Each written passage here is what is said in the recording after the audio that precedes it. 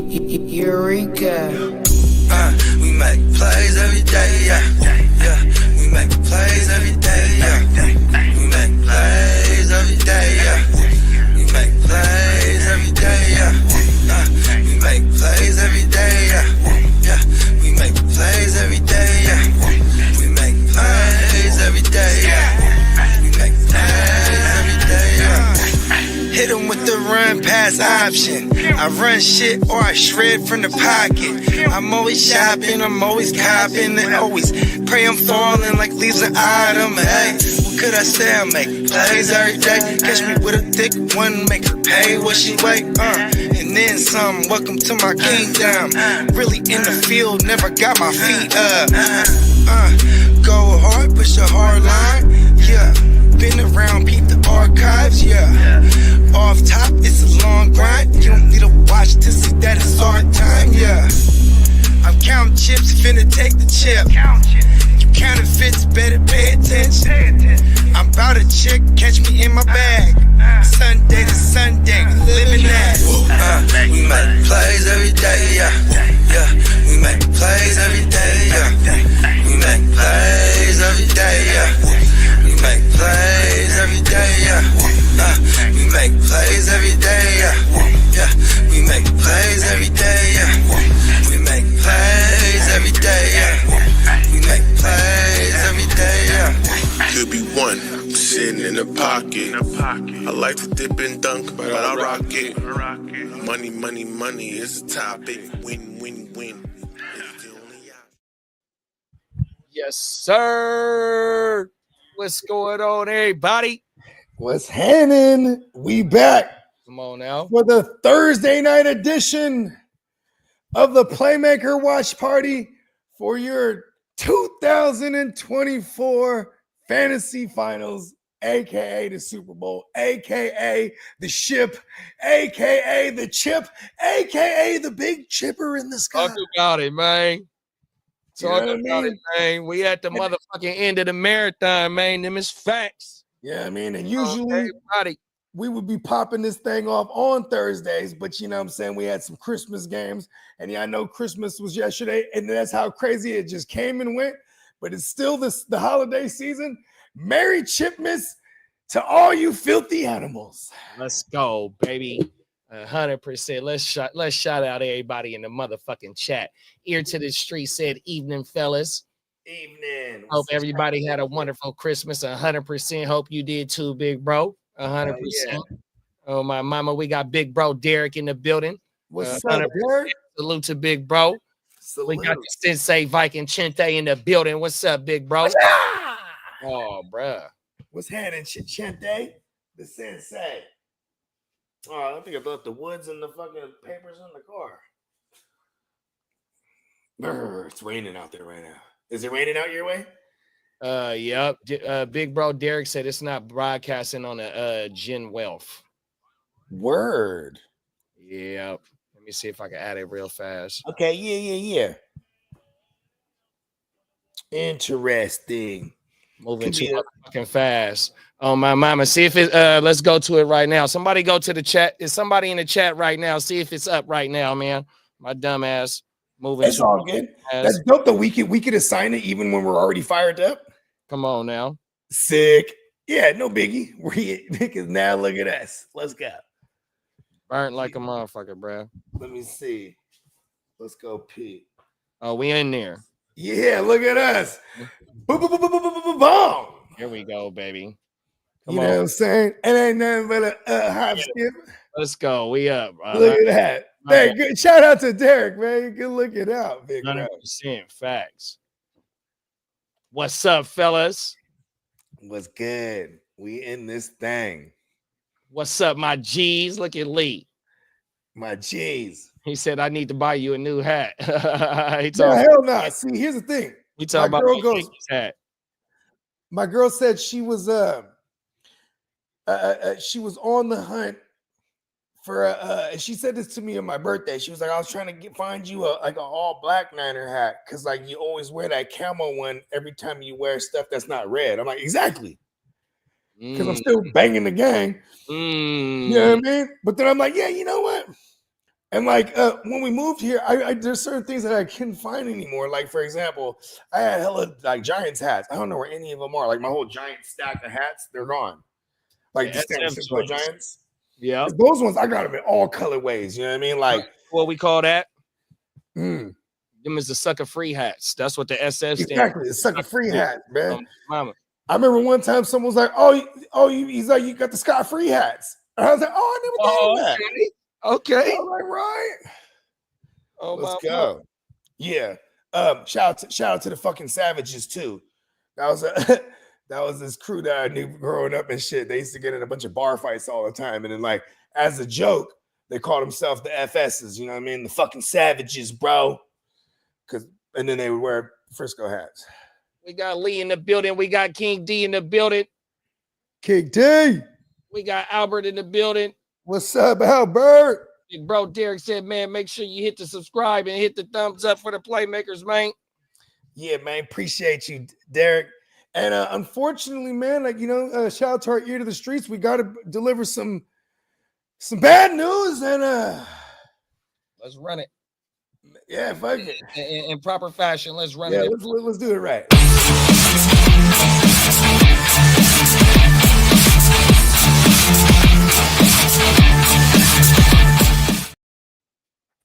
Yeah, and so man, straight from the streets, man, from the streets of Fantasy Row, we got some sad news. Maybe go ahead and cue the sad violins, even.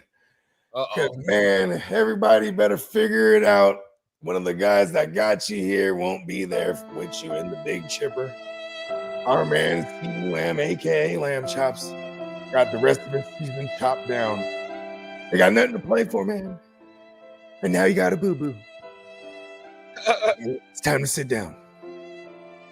He did say something last week. He said, I'm surprised I could even go. Because he's talking about how beat up he is. But he's like, but I'm going to be there for my guys. He said the right thing to say when they weren't mathematically eliminated. Got mathematically eliminated. Like, listen, my guys are going to be all right out there. Because I got all these injuries. And I was surprised I was even able to go. You know what I mean? It's like, let me kick my feet up now. Yeah. Club and go do video shoots in the club. Mm-hmm. And if, he could, he's like, he might have cried a little bit. Then he took like a big ass stack of cash and just wiped his tears. Fuck it. You know what I mean? Shout out to our guy Lamb Chops. Fuck you too, by the way. But love you. You got me here in one of my championships, and now I gotta make do without you. Mm-hmm. You say no hurts neither. No hurts either. Ooh. Everybody hurts sometimes. Yeah, man. Yeah, that shit do hurt, bro. I'm excited. You ready for this? Because one of my opponents in that Super Bowl, I just lost Lamb. He just lost Hurts. But he gets to he just had Lamar go on me. Pause. So now he has no Hurts. So he gets to fire up Sam Darnold. Fuck that guy. Oh, shit. Ugh, I hate Sam Darnold. You play this card as well. This guy, I fuck with this dude too in these leagues. His name's Draftaholics, right? In the offseason, he traded for Sam Darnold. And this is before the McCarthy injury. It was probably like weeks before then. He was like, man, Sam Darnold's going to start. He might even keep the job. I was like, that was a great trade. I think he sent it was like Antonio Gibson and some picks. It was like some bullshit. I was like, yeah, you're awesome. You know what I mean? It's the type of shit I would try to get away with at first. You know what I mean? I ain't mad at that. Yeah, now look at that. Like, it's the moves you make sometimes in those dynasty leagues that like you might not know it pans out to pay off in the long run, but this one it sure did. You know what I mean? 100%. After week 17, week 18 come, don't the trades open up in some of the leagues too? Yep. It certainly does. Give me a second. Yeah, do your thing. Yeah, so everybody just we gotta figure it out. You know what I'm saying? I mean, I'm pretty sure there's some Brandon Cooks availability. I was about to say availability and Cooks together. I said Brandon Cooksable. That's not even a word, but we're just looking at it. We're so dope. We making up words, bro. Cooksable. We got Ghost Monkey in the building. What's up, big bro? What's happening, big ghost? Yeah, Derek said no Hurts, no Ken W. Dang, that all that is hitting one of Derek's team, and like all three of them, I think he has in one league. Fantasy championships are challenge us owners. Facts. You ain't lying. Oh, I'm gonna go grab these papers out the car. It's some bullshit. Facts. I know. I'm pretty fucking mad about that shit. Somebody's gonna pay dearly. Oh, he dropped it, Keenan.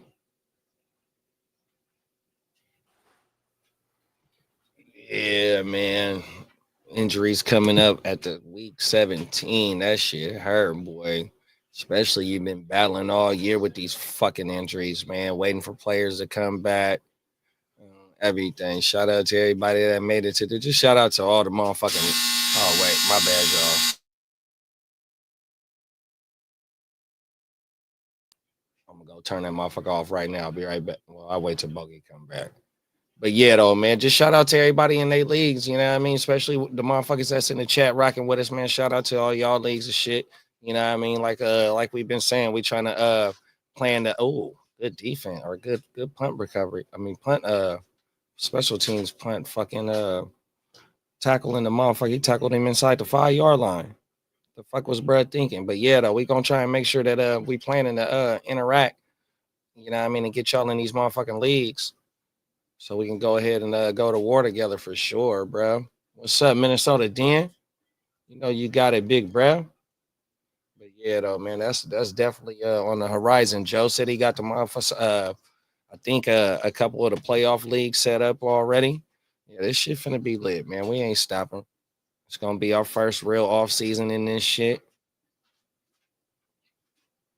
100%, bro.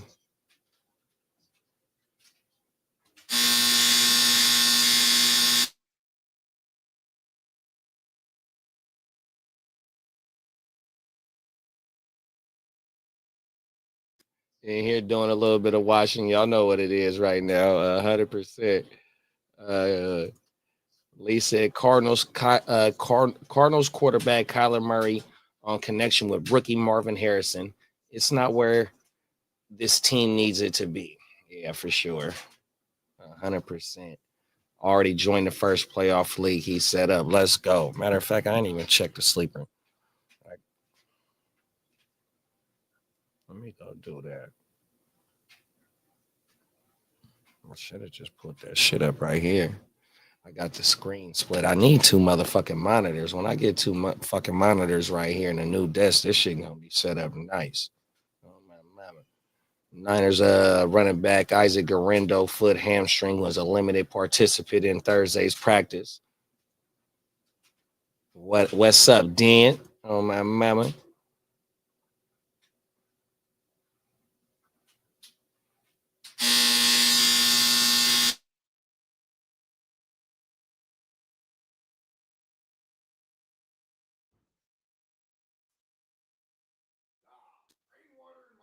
When Bogey come back, I'm gonna go turn that. Well, I gotta start put another load in the fucking dryer though. Oh, my mama. My bad. Fucking rainwater got in my ear. That's gross. What'd you say, big bro? I think your shit a little low. My bad. I turned it low because I'm opening the garage. Yeah, that motherfucking rainwater is crazy. Shit got in my ear. It's weird. All right. Hey, go ahead, do your thing. Right back. Yep. Who's that in there? Oh, what's up? I think I just saw Denny in the comments. What's happening? We in this thing. The big chipper. See, my goal is always to try to get in the big chipper in the sky. That means you're in like multiple, like a constellation. You know what I mean? Only in the 2 this year. Now I just hope I could take one of them. I want both though. Is that greedy or is that just hard work? You know what I mean? We ain't playing around. We're killers, man. Killing shit out here in the killing fields. I might need some weed. Can't roll without the tree. All right, so we got a 3-0 game. Exhilarating. I like that this game to shoot out, man. Let's shoot it out. Come on, come on. I need some fucking shootout.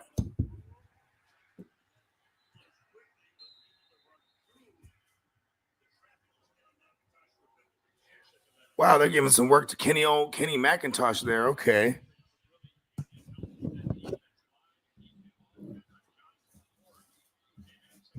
The offensive line for Seattle looked pretty good this year, all things considered. This year and last year, I should say, because we saw like 10 years of them being hella whack, and Russell Wilson had to like do magical shit for hella long.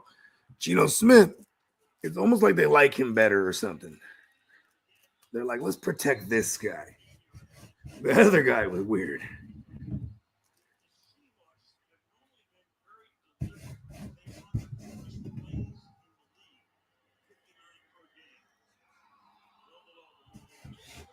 Wow. He just dropped an ism right there. He said the Seahawks run the lowest amount of plays this year. That's coming off of last year, too. Last year, they ran like, but it was more so because they couldn't sustain drives. This year, they're taking shots down the field, chopping fields in half, and still being able to shoot it out without the running mad plays because they run a good amount, too. So it's kind of crazy how that works out because they're actually playing better than this year than they did last year.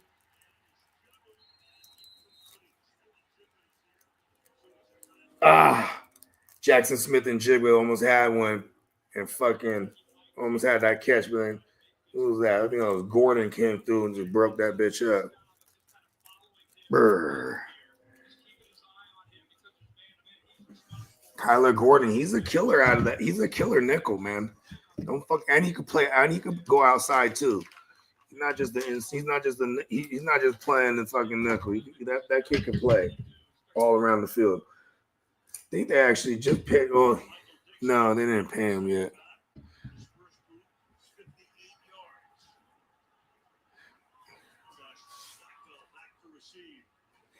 Well, Seahawks punting the ball.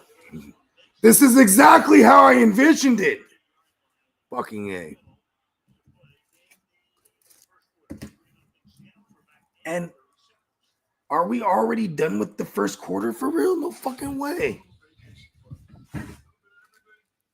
Hold on. My shit hella loud, I think. In the entire fuck. I got JSN in this motherfucker tonight. I got what else do I got? Oh, I got some DKs. Yeah, I got some cats in this game tonight, buddy. Yeah, I ain't got nobody in this motherfucking game. Sounds like my brain today, the buzzer washed and fried on my mama. Who's that? Lee said that. Nice. Who is the CB from the Niners that failed a physical for the Colts and the Vikings just signed? Shit, I don't know. What's his name, Brody? Anybody know his name? Is it a veteran? He said, who is this CB from the Niners that failed a physical for the Colts and the Vikings just signed him? Man, he's from the Colts. Is it? No, it's not Witherspoon. Witherspoon's over there with the Rams now. I forgot. I mean, he got me. I don't know. I think he's actually asking the question, right? It's not like a trivia. Like he's not like. Yeah, no, I think because I think I don't know. The Vikings signed the guy. So you're telling me I should root for the Vikings? Never. I actually am rooting for the Vikings low key. Not just because that's my guy's team, but like he overshot it. A Rome, the pass sailed on his motherfucking ass. Well, Rome was wide open. Hey, look it. If they don't let up on that he's gonna hit him on one of those big ones. Pause, because like that's what Seattle's been doing this last couple of weeks down the field, big ones. That's why I'm, you know what I'm saying. Unless your name is Marvin Harrison, right? Come on now. Oh, Rome stopped his route. Oh no, Rome bust. It looked like he shortened it up. Yeah, Caleb tell him to keep going. Like a little 10-yard in route. Hold on, 1 second. I'm gonna close this garage. Yeah, Darden better start fair catching that shit. Oh, Ambry Thomas. That's who it is. Okay, yeah. He was on the that's the motherfucker that gave up the PIs in the Green Bay fucking playoff game, the first game, and then in the NFC championship, he was getting cooked. My mama last year playoff run, Den. Yeah, that's why we didn't want him. Thomas Avery. Did they really end up with Avery? That'd be fucked up. I feel bad. He's a good rotational guy, though. Also, anytime you get with someone like a Brian Flores, that guy's gonna fix your issues. You know what I mean? Because if you were brought in, it's because you fit that system. When it comes to Belichick and all the Belichickians, like Brian Flores being one of them, you're gonna bring in personnel that fits what you do. You don't usually bring a guy in and be like, "Hey, we're gonna mold you to fit this scheme." I mean, that's why when they peel off the Blake Cashmans and they peel off the Grenards and they do these things because they know these guys are gonna fit their scheme. You know what I mean? Oh, my mama. Big bro said it. Derek said he started Keenan tonight. Yep, it's Ambry Thomas. He said. We forgot all about Roma Dunze. I forgot he was on the team. Yeah, that shit crazy, bro. For real. Which way you think the Bears go for their head coaching they search? If they want to go, I mean, I think there's the low hanging fruit where it's like people are just kind of anointing Cliff Kingsbury because like what he's doing with the Commandos. Plus, on top of that, he has this. But this history for a year with him and down in LA, right? With Caleb Williams, I mean, he was like the head coach assistant or something like that. Mm-hmm. He was something on the coaching staff. That one of those years in SC was it SC that Caleb came out? I can't even remember. Yep. He came out of USC. Yeah. USC. Hold on, let me see what my little man's over there. There's a lot of activity going on. Yes.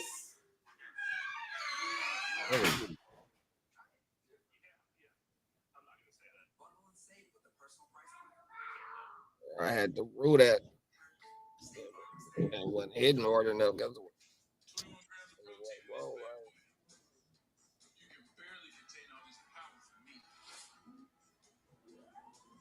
Yeah, I don't know which way they go. I mean, Cliff might be a good mentor or a help develop Caleb, but is he gonna build the culture in order for them to win? You know what I mean? 100%. You're gonna have to build and develop at the same damn time. And is Cliff ready for that? You know what I mean? It would be a second go round.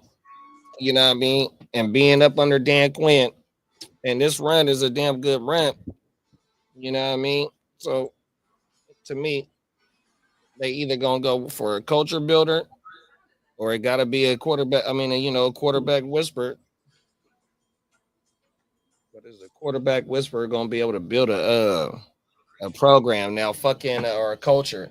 Now, fucking McDaniel done did it, even though McDaniel ain't won no Super Bowl or nothing. But from what we seen with Brian Flores and where he was at in Miami to compare to where Mike McDaniel was, you know what I mean? Mike McDaniel, he walked in with a good team, 100%. So he was able to, make shit shake. You know what I mean? So yeah, so maybe he is ready for another second go around as a head coach. It'd be his third. His third? Who is this? Yeah, Josh McDaniel. No. Mike McDaniel. No, Cliff Kingsbury. Oh, Cliff Kingsbury. Oh, yeah. It'd be his second go around, right? And if it's not Cliff Kingsbury and they go defensive minded, they don't have to look far. First of all, Ben Johnson is the one that is actually the one they're going to interview, I think, this week. I just thought of that right now, right? So that Chicago's actually going to interview Ben Johnson because they already have a vacant spot, and once they get into the playoffs, they won't be able to do it until the 2 weeks before the Super Bowl if they get to the Super Bowl. You know what I mean? Right. So they're going to interview him this week, and that's probably the one that they're going to try to push for no matter what. On top of that, if they go the other way, they don't have to look far outside that division either. They go Brian Flores, because that's another dude who I think. But see, here's my thing: when they hire defensive-minded guys, that OC, the moment you have success, he's getting a gig somewhere. 100%. You know what I mean? So I think their best bet for this kid and his development is get an offensive-minded guy in there. You know what I mean? There's not too many John Harbaughs of the world where it's like you could have a guy who's just like, I think originally came from special teams, where you just have this innate ability. I mean, this knack for being. I mean, Tomlin too. There you go. Dan Campbell too. Like that, but that's a rarity, right? Because then these guys, they come up through the ranks, like they start from the nothing to something to shit. Versus like being a part of somebody's staff, and then you start getting poached because your staff is good, right? Like, for example, Shanahan, they just start taking everyone that was connected to him at one point. Sean McVay, they just want to give everybody. Andy Reid, you know, whether it was Andy Reid, it's funny too because he had the Doug Petersons, the Matt Nagy's, who else came from his Frank Reich, you know what I mean? All these guys, they all came from the Andy Reid side, and then, you know, since then the other tree that's flourishing, obviously the Shanahan tree, the McVay tree. There's some LaFleur. There's LaFleur disciples out there too, but none of them got head coaching. Is it? They've all got OC gigs here. Oh, I guess Arthur Smith. Arthur Smith is a product of LaFleur. You know what I mean? So I guess you can say, yeah, even he's produced some head coaches out there. Well, he said Devontae Adams and Sauce Gardner non-participants in practice today. Damn, that's sucky. We got Go ahead. No, go ahead. We got Antonio in the building. What's up, big bro? What's up, twin? Have we heard any? Merry Chipmas to you. Come on now. We in the chipper. Minnesota Den said, have we heard anything on Green Bay's Jair Alexander? Is he playing this week? He's a full go. Antonio, my guy. He's a full go in practice, officially labeled questionable. I can see them fully removing him tomorrow or weighting it down on some gamesmanship. You know what I mean? Yeah. Some gamesmanship, I should say. We got half of the Ignorant Thinkers podcast in the building. We got Ron in the building. He said, "What up, everybody?" And send me the link. I'm gonna send it to you right now. Yeah, I was about to say, join us, Ron. I'm gonna send it Shout out to our man Ryan, ladies and gentlemen. Stay tuned. We got a special guest coming your way. Our man representing the Ignorant Thinkers, man. It's gonna be dope. Let's get it, bruh. Get Ron up in here. Lee said, Dennis, you're so correct. My brain had fried and I smoked nothing. LOL, high on life. Come on now. That's right. There you go. What up, Dennis? Denny. Salute. We had the thing.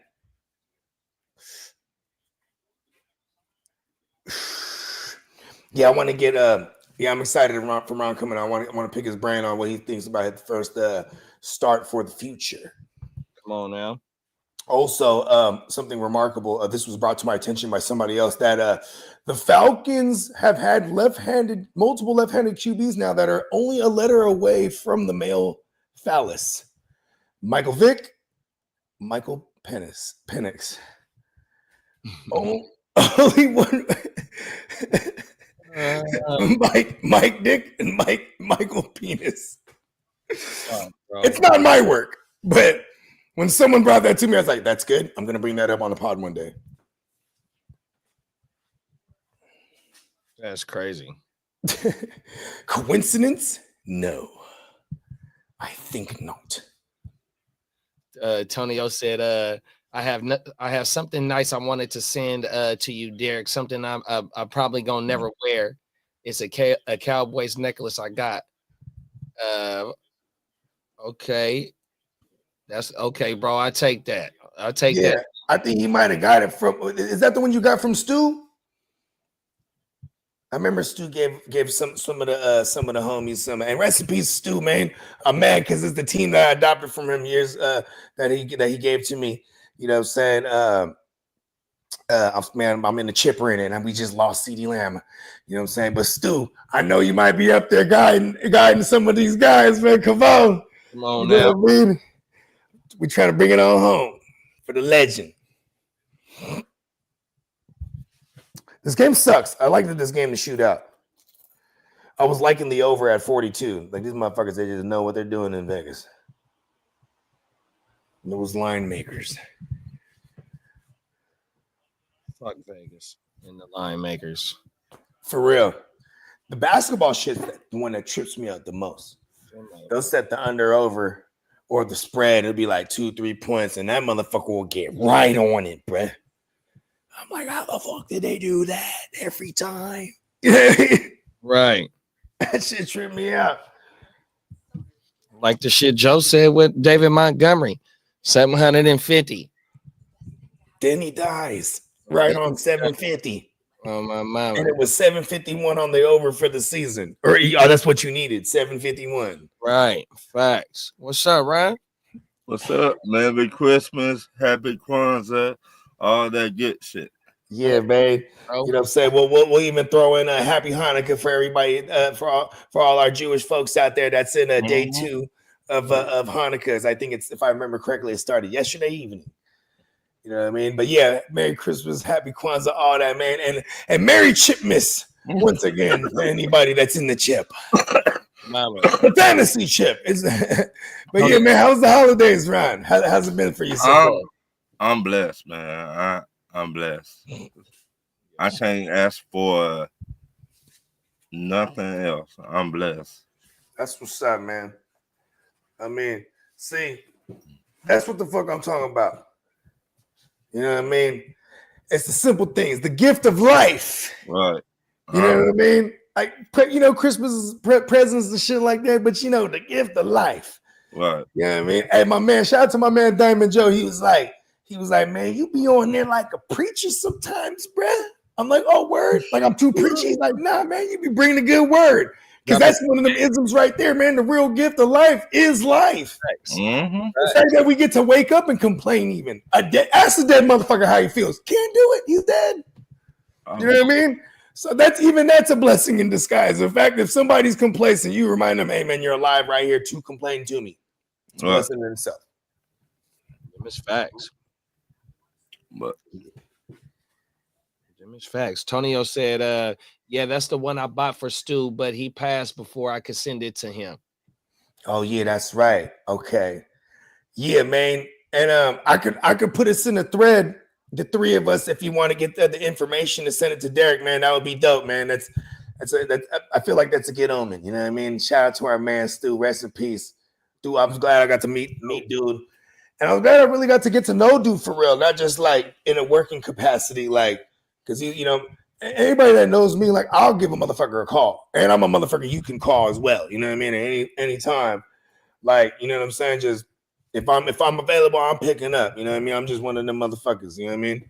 And it is a great group of people that I was privileged to meet, and a lot of them I still rock with till this day. But I was, you know, because when COVID happened, it opened up a lot of people who's doing content, and you know what I mean? And yeah, although it might have saturated it, right? If you knew how to navigate through it, you'll find the cool people, you know what I mean? And I was very fortunate to be able to, like, you know, that's why I'm here with Guccini and you right here now, Ron, you know what I mean? Right. A couple years ago, right, Ron? The first time y'all ever brought me on, well, yeah, it was years ago at this point. it was what? 2021, I think. Yeah. Because I'd already been on, I met Ignorant Thinkers, Denny, or back in 2020. Yeah. But Hold on, let me turn this light on.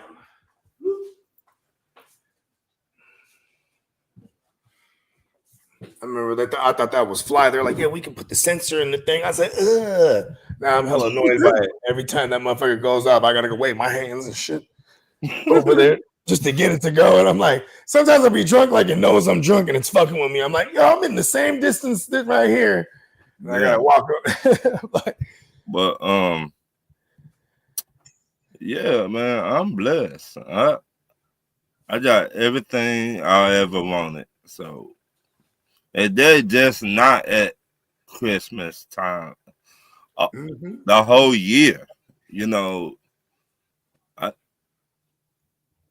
I'm blessed. I can't ask for nothing more, nothing less. I got a roof over my head.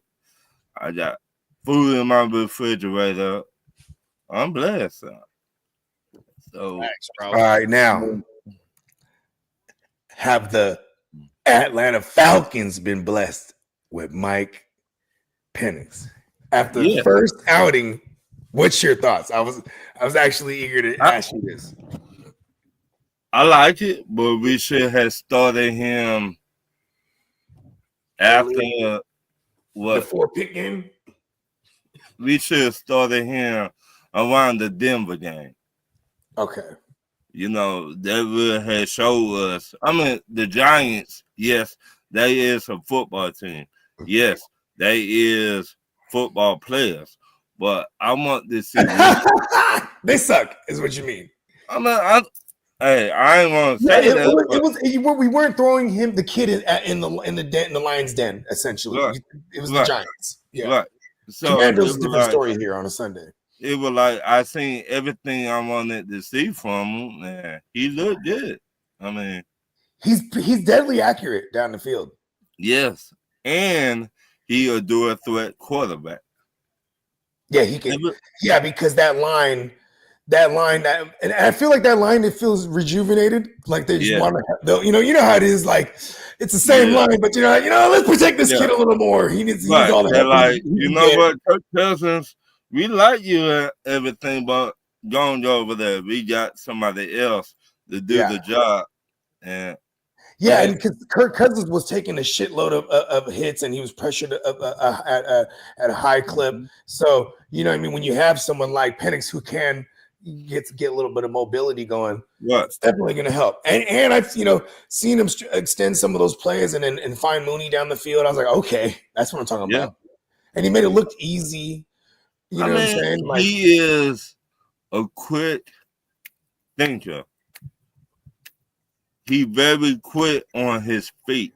He got that fastball too. Right. He can almost throw as fast as he's thinking. I ain't gonna lie. That motherfucker did have it. Right. He was ripping. He is very smart in the pocket, and I like to see that. This is gonna be a good test here on Sunday night because it's gonna be some actual pressure coming at him. Right. His team's one of the most. Right. They have one of the highest pressure rates. Right. As far as front sevens go. Right. So we're gonna see because the Giants they were that team all year, one of the most pressures with sack leaders, but then they lost Ojolari and they lost Dexter Lawrence and all these. Just that line diminished real fast, and they're like, all right, let's throw Penix in there now. You know what I mean? Like, we know Dan Quinn. Raheem Morris, no Dan Quinn. That's a good point. So it should be like chess. Whoever to outrun the ball because it's supposed to be raining and all that stuff. Yeah, it's supposed to be bad weather. Like like torrential. Is that what they call it? Mm-hmm. Sound like a Bijan game. Right. So it's like whoever the run the ball, they will win this game. And we got a top running back duo in the National Football League. And then these two got and then the two runners that they got over there in Washington, they're all fucked up right now too. You don't have Eckler, and then Brian Robinson's been clearly banked up because he looks like it. You know what I mean? He's fumbling all over the place. So, you know what I mean? And then it's really going to be Jaden Daniels. Like they can't sleep on this Atlanta team right here because it's also – are they all already solidified in now? Yes. Commandos? Okay, so they're in the post, right? But you also have the Falcons who have a chance to get into the post still. But we got the number 1 seed in our division again because Dallas – did they thing? They beat Tampa. That's right. So Shout out to all the Tampa Bay fans. Thank you for losing to Dallas. Dang, so it's wide open. And then you got Tampa against Carolina this week. Y'all got Washington. So that division is probably going to come down to week 18. Caleb. Right. So But it like we already felt Tampa Bay. So if we win against Washington, the division ours. We already beat them twice. So we just got to handle our own business and beat Washington. So yeah, your destiny's in your guys' hands, so to speak. yes. Yeah. Oh, not even so to speak. It is. If you guys win out, you're in there. Right. So, it's a good feeling. At least you got the rookie in there on time because this is the big test. And I think if there was a caveat for him, like, the fact that you guys didn't start him, you should have started him earlier, shoulda, woulda, coulda stuff. The fact that it's only a second game and there's that much on the line. And like, dare I say, like the first analogy I'm thinking of is Taylor Heineke. Like when he came in late that year started the playoff game against the Buccaneers. Remember that with the Commandos? Or they were the Washington football team at the time. Right. He put up 300 yards on a team that wasn't giving up no more than 200 on average that year. Right. Because there was no film on the kid, though. And I think that's going to work out for Penix initially. And if you guys can get out early and run the ball, like you said, you know what I mean? This game will show you who ready and who not ready to go to the playoffs. Are you ready? Because Washington just beat Philly. We beat Philly. Shout out to my co-host, Dennis Holmes. Y'all did beat Philly, though. So, this game, everything on the line, and it's going to be put up or shut up. I like that we've been getting playoff environment games. Right. I hate that yesterday on Christmas it was playoff environment games and there were the shellackings. You know what I mean? You know what? But like it has been pretty cool. Even the fucking Eagles Commandos last week, full on fucking. But I'm on the other side of that argument though, bro, because once we get back in the studio and do the weekend wrap up, I'm gonna pose this question to the fellas about who runs Christmas Day. Look like we might got a Roma Dunze touchdown right here. The question gonna be who runs the Christmas Day, NBA or NFL? But we looked at history yesterday. Lamar might have solidified himself, or he extended his argument yesterday as an MVP candidate, and then we seen we're at 15-1. We see a team at 15-1 right now. So you could say it was a shellacking for sure, but we also seen history. You're right. We also saw the MVP and the best team in the entire league play. So, % bro. So right. To me, I mean, selfishly, because all my fantasy guys didn't do what I needed them to do. To me, the NBA is number 2. I think. See, here's the thing. I think with the NBA, this is a world audience, right? Mm-hmm. Football rules the United States. Mm-hmm. So I think when they look at ratings in the U.S., it's always going to be football destroying everything. But it's funny you say that because it was vice versa. When I was coming up, the NBA was the shit. Like, you had to watch that NBA on Christmas. Like, but NFL never was invading Christmas like that till this last 6-7 years. Right. So it's like, I just speaking NBA, NFL barely started invading Christmas. I mean, Saturdays too during the end of the year, like December they start doing Saturday joints because they don't want to fuck with the college football, right? Like, but now they're getting full Vince McMahon, where it's like I'm going into other territories now. What you know what I mean? How you just said, my bad, Ryan. Yeah. With money on the line, man, these apps pay you, I would do the same thing. I'd be like, y'all to get those shitty games. Y'all to get the Pittsburgh and Kansas City. Y'all to get Houston and Baltimore. We don't care. We getting paid from it. Yeah. It like we don't care. And that's the thing though, like how Bogey said that the NBA is a world game and they get the ratings out the world, Right. and all that shit too. But like how you said yesterday, everybody got Netflix, you know what I mean? Yeah, right. And so for the NFL to start transferring or transitioning to also having, because they streaming everywhere. Streaming is what the real is. Exactly. Cable shit is dying out slowly Right. but surely, or maybe rapidly, however you want to look at And it. you know what's crazy is that those TV deals, the fact that these streaming platforms are battling these TV deals now, it's bad for the networks because also this is how they get their bazillions for these organizations, right? Main networks ain't gonna go nowhere though. CBS, Fox, and NBC, they're not gonna go nowhere. They're just eventually they have their own streaming things too. You know what I mean? In my opinion, I don't think it's a battle no more. Because if you look at it, when you stream, you the same money. Everybody loves the same money. You either put money in your pockets. Yeah. You either pay for how much cable now? What?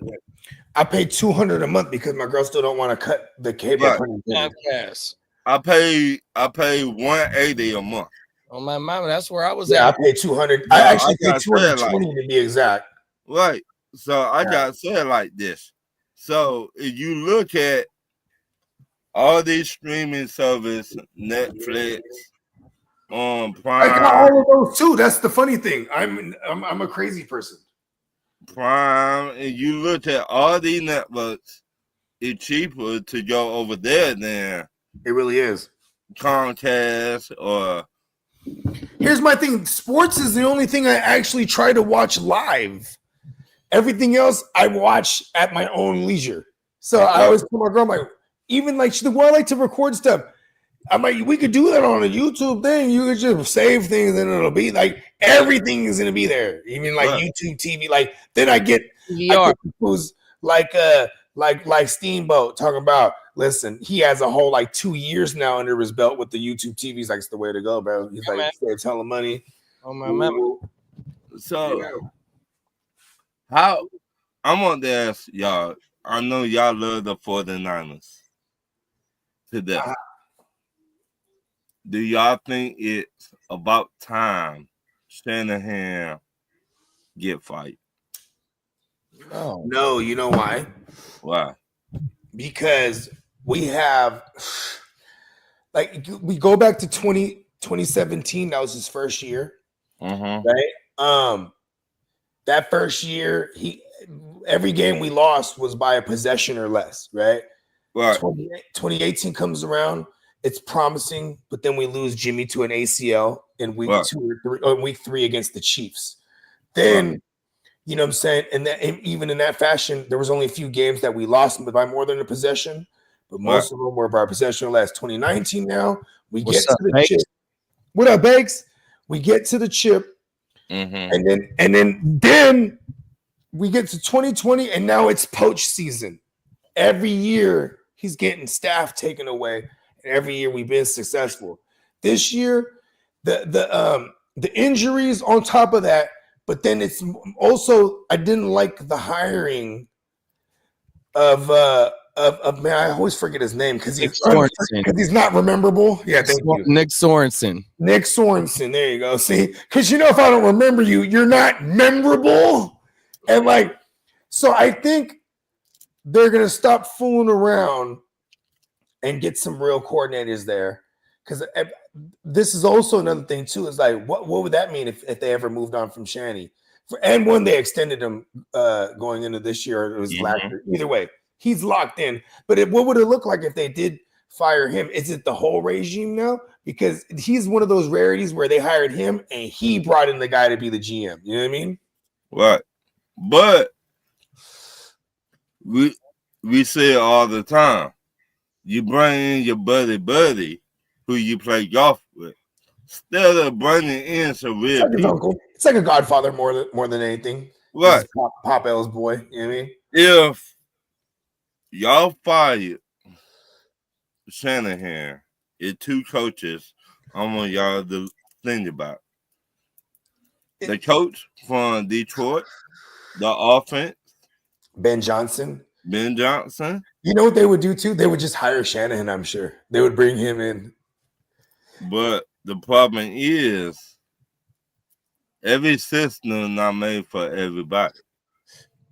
Yeah, like even if you look at the Niners, we're like, okay, they went to Sorensen because he's a product of our former coaching staff that was there. Right. You know, he's a product of the Sala, D'Amico, Ryans, right? Right. So, but because we're built to be physical, right? You know what I'm saying? On defense, there's nothing finesse about our defense. Right. You know what I'm saying? We don't have them shut down corners that are tacticians and shit like that. We have everyone's hitters, and like the corners that we do have, they benefit from our front giving so much pressure that we get disrupted passes their way. Here's the thing: we don't have anyone opposite this year. It used to be that dope where like Nick Bosa and then our interior. Then on the other side of Nick Bosa, we could put anyone there and they're going to get 8-9 sacks. I mean, it used to be like that. It's not like that anymore. You know what I mean? Like, you can't say that. You made a good point. You can't say that because Chase Young situation. But look at where Chase Young's been his whole career. Right. You know what I mean? Anywhere he's been, he's not the guy that he was supposed to be coming out of college. You know what I mean? To me, and I talked to in the Super Bowl, and we're not pressuring Patrick Mahomes when we have Nick Bosa and Chase Young. I still have a problem with that. I talked to him about it, and that was my bad to cut you off real quick. That was when we brought in Steve Wilkes, and we tried to go that route. This guy is a DB minded guy, and here we are. We have a machine that's built from the front to the back, not the back to the front. You know what I mean? And I feel like the hire for him was like, let's make our secondary better because our fronts are automatically good. And then we just stopped. Then our pressure rate drops, but we were still, up there in sack totals because we're just that good. But it was like, why are we not pressuring against Mahomes in overtime? Like, what the fuck was that? You know what I mean? Like, well, to me, I like Chase Young, but he gave up a long time ago. He might not got it. Right. Yeah. No, he want the easy way out. He don't want to work hard for it. He want the easy way. He was this is why I do like Nick Bosa, because you don't really hear Nick Bosa being complacent about shit outside of when he wanted to get his money, but he knew he deserved it. Yeah. And the reason he didn't get his money early, like he was a guy you would have extended early, but he tore his ACL. So we definitely milked that shit all the way down, you know what I mean? To year 5 even, you know what I mean? If you look at everybody who Washington had, Montez Fred, Chase Young, Payne, the D tackle. Montez Sweat ain't doing shit with the fucking with the Bears anymore this year. He was killing it when they traded for him last year. But once again, who they got over there? Beginning, yeah. Who they got over there? They got Matt Eberflus. No, on that defensive line. Oh, I mean, it's just him. They got Jermaine Dexter in the interior. Okay, so if you take away the guy, and you don't got nobody else to step up, you're not gonna look so good either. Yeah, circa 2024 Nick Bosa. Right. Like just him alone, and then you just take him out, double team him. Tight end and ship them. Right. Like, but you will not be that guy because they know you're strong. It's like playing Madden. We all play Madden. Yes or no? If I know played Madden since the Mike Vick one when he was. If I know y'all like to send the blitz on the left side, I would make sure the coach has somebody there on the left side every time. Mm-hmm. That's what they doing to him in Chicago. They'll be like, you know what? Take him out of the game. Yeah. Because then, like, Taylor, I think that's their other guy that they traded for from Seahawks. he's on the other side. Right. He had like one big game this year. Right, he will not do nothing. Just take the main guy out of the game. Montez Sweat, he the main guy right now. So you take him out of the game, double team him, nobody else over there eating. We see that tonight. We got Big Bro Kidda in the building. What's up, Big Bro Kid of Gang Green? What's happening? So you take away the main guy, who else they got over there to step up to be the man?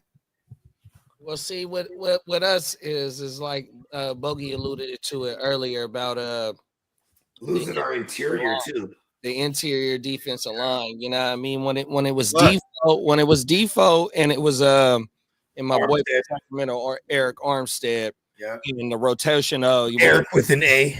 And DJ Jones. DJ Jones got paid too from the Denver Broncos. Yeah, the year that we got rid of Buckner, DJ Jones stepped up, not Kinlaw. And then it's like we have Kinlaw. Why are we going to pay DJ Jones? So he parlayed that to an actual decent bag with Denver. You know what I mean? With Denver, 100%. So that's my thing. See, like with that was one thing that we had with Salah and D'Amico Ryans. Well, these guys will produce. They were overproducing on top of being good. 100%. Them is facts, but also on top of that, the D'Amico and the Salah era is also tied into like how Bogey was talking about when Shanahan first came in 2017 and she started getting plucked off.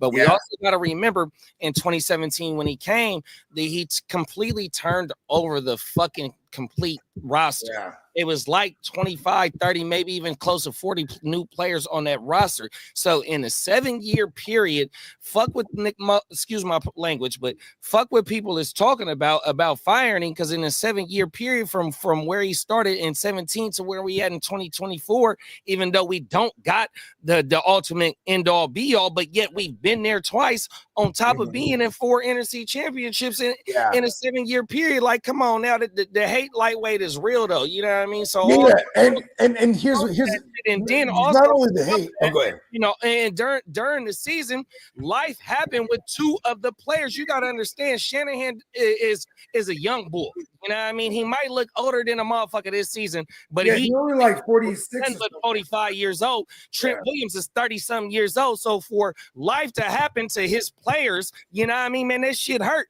You know what I mean? One took a bullet, a couple of them, you know what I mean? We ain't even literal bullet. You know what I mean? But bro, 100%. But that's where the draft come in at.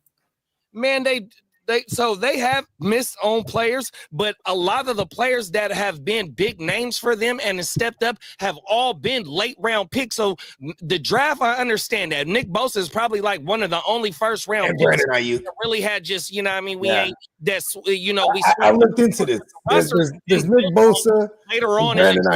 A lot of our players, like Hargrave, is a free agent signing. You know what I mean? Shavarius Ward is a free agent signing. Other than that, it ain't everything. And then the guys that hit like Hufanga or Ray Greenlaw, Fred Warner. Narrative about the Niners and all that because they not doing what they doing. Okay, it's football, but the little sidebar about that bullshit. Come on now, let's really think about what I mean, what they really been doing and what they built. And one more thing, let me say that about Chicago before you jumped on, Ron, and we gonna see how Chicago gonna go. Is they gonna go culture builder, or is they gonna go somebody to help Caleb? Right? Say what you want to say. Shanahan and John Lynch and Parag, whatever bruh name, they built a fucking culture. They built a culture, yeah. I feel say that you're right. 40 new players.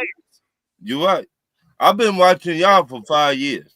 I've been watching the 49ers for 5 years. I told my homegirl, Deborah, she a 49er fan. That's Deborah. 5 years ago. Gang member. And she wanted to talk your ears in the comments. I said, Deborah, y'all coming. This before the season started.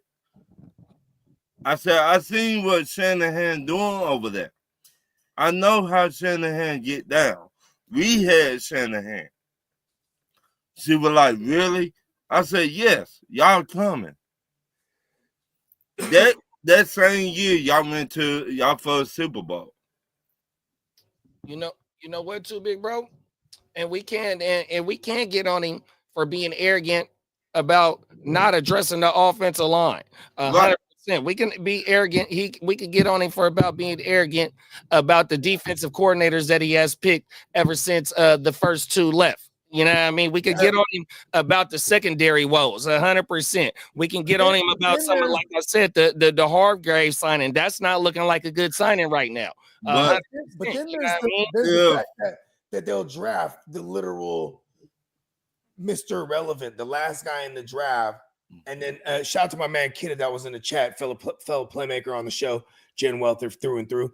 He always said about the Brock when he saw this footage, he was like, he was sold on the Brock because the footage was him getting that phone call. And it was Lynch and Shanahan. They were like, look, there's a plan for you.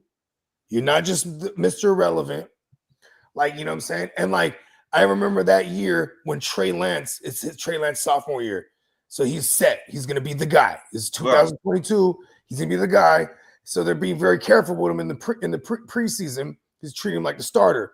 They were really taking a look hard because who's going to be the 3 that year. Because it was because they loved the Brock so much, but then they also had Nate Sudfeld, who was killing it all year in camp. And they're like, okay, we're going to put them in real game action. And then the Brock eventually was the guy they ended up retaining. To me, I don't think y'all gave Trey Lance enough time. Well, here's what I think with I can agree with this, but here's what I think with Trey Lance is that is a guy that might cost you your job.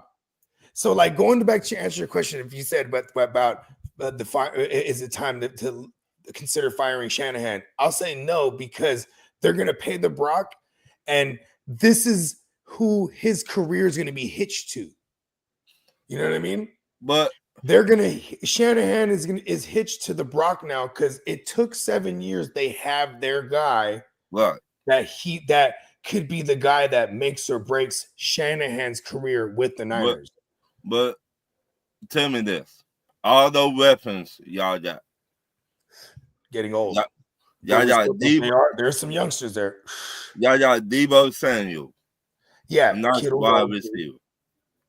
Y'all got the Ayuk. And then we got Ricky Bullets. Right. And y'all got one of the best tight end in the game that I've seen in a long ass time. So my question to y'all, do y'all weapons make y'all quarterback or do the quarterback make y'all weapons? So now, I love this. I'm ready to have this debate right here. You ready? I want y'all to think about it before y'all answer the question. I've already thought about this, so I'm going to jump right out here. This year, that was the conversation. And we saw him play without a full array of weapons a lot this year. The bad games he's had was the weather games. And then you look at the other games where he didn't have his weapons, like that first game against the Rams. But actually, every game he's played against the Rams, the games against the Seahawks, you know what I mean? He's still out there balling without the CMCs, without the Brandon Ayuks. So I liked seeing that when he could go out there, put up 300 yards or get mobile with his legs. You know what I'm saying? Even if it's not a play that was called for his legs, you know what I'm saying? He would see that everyone's dropped back his man coverage. Boom, I'm running. You know what I mean? Like this is him. We got to see a lot of him. And with an expanded knowledge of the playbook now, because Shanahan's thing, I think that's when it goes back now double back to the Trey Lance. Trey Lance just might have been stupid. You know what I mean? You get in there, you're like, this guy don't get it. You know what I mean? Sometimes it takes a quarterback a couple of years to get exactly. And he had 3 years there, with nothing but time to watch and study because his own injuries keeping him off the field. Every system don't fit a quarterback. That's true. And like I think the perception on Trey Lance going to the Niners initially was that this is going to be RG3 on steroids. You know what I mean? Because we saw Shanny have mobile QBs before and do very well. You know what I mean? think and this is my opinion, I think Shanahan, you would get the best out of Shanahan. It's a pocket quarterback. Yeah, Matt Ryan. some of the rumors were that Shanahan truly wanted Mac Jones because Mac Jones played under Steve Sarkisian, who essentially adopted the entire Shanahan playbook in place of Shanny when he left to the Niners. Right. And Mac Jones had success with it. You know, it's a wide zone scheme, play action, all the shit. It was really, you know what I mean? And Mac Jones was good. So to be honest with you, Shanahan wanted Kirk Cousins a long time ago. He did. He wanted Kirk Cousins that year, and then he was trying to get Brady also, and that eventually turned into the Jimmy thing. You know what I mean? Right. And the Jimmy thing, what's crazy is like, well, also they was forcing Bill's hand with the Tom Brady and Jimmy thing. So we lucked up with the Jimmy thing and the Jimmy experience. You know, when Jimmy wasn't bad. Jimmy wasn't great though. Jimmy, because you got to remember, we were dead in the water before Jimmy came. 100%. So he made the best of what he could with bro. Right. 100%. Right. But I think y'all would get the best out of your head coach if he had a pocket quarterback. The Brock is that. I will argue the Brock is that. But in today's day and age, you know what I'm saying? And it's also like, okay, what I like about the Brock is not only it's that I've seen his trajectory. You know what I mean? People will look at the wins, losses this year and then be like, oh, he's, you know what I mean? They shouldn't pay him. I'm kind of glad for this year for the football side of it. Because this year we might get him. If we were getting into the playoffs, 65 fucking million. Fuck that. Maybe we get him for a smooth 50. And this is actually, we can still keep the band together. And this, going back to what I'm saying now, what I said earlier, I mean, is that to tie in what I'm saying now is that with Shanny there, and we pay the Brock, say we give him whatever, 50 million or 55, whatever it is, moving forward, this is gonna what ties his existence with the Niners. He's because they're hitching the wagon finally to a guy. You know what I mean? But how do you know he is the right guy? Like I mean by that, our quarterback now he's been the most consistent with Shanahan. But in the 49er experience, in his first sample size, 6 games, and including the playoffs, he takes them to the NFC Championship, gets hurt in the NFC Championship, and has to have surgery on that throwing elbow, takes him to the playoffs. Then the 3rd year was the fucking Super Bowl. Now here's the 4th year. It's time to pay his motherfucking ass. 100%. He showed he is the guy, but also they have to also get ready for the future with we're moving on with some of these older ass players. 100%. That some of these older ass players like Kittle, he's coming back next year. 100%. Debo might take a little bit of a pay cut to run it back. 100%. You know what I mean? They just got to get better on that offensive line. And that fucking defensive line, 100%. Shavarius Ward, I think, is a free agent after this year. So, you know, that's another piece that has to be solved. Now you get a healthy Greenlaw back. You know what I mean? There's been pieces that, you know, have been rotating 100%. So, yeah, I think they're going to be all right. And I think he is the guy. 100%, bro. If you look at the year the Falcons went to the Super Bowl, Shanahan told Matt Ryan, he questioned Matt Ryan, look, do what I tell you to do. If not, you're going to be on the sideline. Mm-hmm. And that the year we went to the Super Bowl, yes, we lost 28-3. Everybody and Ray Charles to see that. But Matt Shanahan got out the best of Matt Ryan. That's why I said, y'all need a pocket quarterback. Right. You know, he did very well with Matt Schaub. He even had, dare I say, Brian Hoyer 7-1 that second year with Cleveland, but then Brian Hoyer tore his ACL like on a Thursday night on a short weekend. He was against the EJ Manuel led Bills.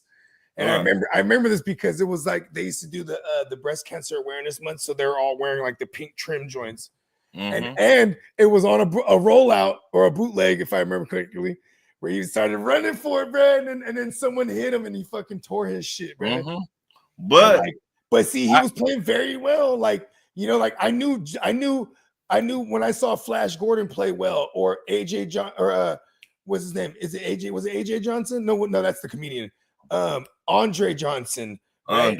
I knew fucking once he got with Julio's gonna be a 1,400-yard guy. You know what I mean? It just, you know, Shanahan's system is tried and true, and he has multiple playbooks where like he knows how to emphasize the personnel that he has, and like definitely the pocket QBs in history have fared better. I mean, look at Jimmy. Jimmy played very well. His ADOT was his career ADOT with us was like 8 yards. Right. So he wasn't stretching the field, but we called the play. The playbook was designed, or not designed. The playbook he utilized was to highlight, you know, Jimmy's strengths. You know what I mean? So I feel like Shanahan is a beast as a play caller. Yeah, but then get him the head coaching at the same time. You're saying, right? I feel like he got too much on his plate right now. Like, he's the head coach and the OC. You want to know what Sean McVay did correctly, in my opinion? Is that, first of all, he ripped off the best, right? He ripped off Shanny Tough. But then when he first got his first gig, here's what, this all jokes aside, what McVay did correct was he hired Wade Phillips as the DC. Mm-hmm. You know what I mean? Like, so he went and got an OG savvy vet who was fucking killing shit in the game. Like, he was fresh off of Denver being where they cleaned house over there. Remember that? Mm-hmm. And they weren't too far removed from winning the Super Bowl with Manning. That was like 2 years prior to that. Mm-hmm. So like Sean McVay in that first season, whenever the defense was on the field, he was literally with his back turned most of the time talking to the offense. Because he had this other OG that could just take care of biz until he learned the ropes. By 2018, they got into the Super Bowl. He lost. Then he got rid of Wade Phillips. He's like, all right, I got this all the way now. You know what I mean? But sometimes you need that person to be there longer than what you think. I mean, you know, Sean McVay, you know, I think he's a great ripoff artist because he's stolen some of the best. You know what I mean? Some of the best.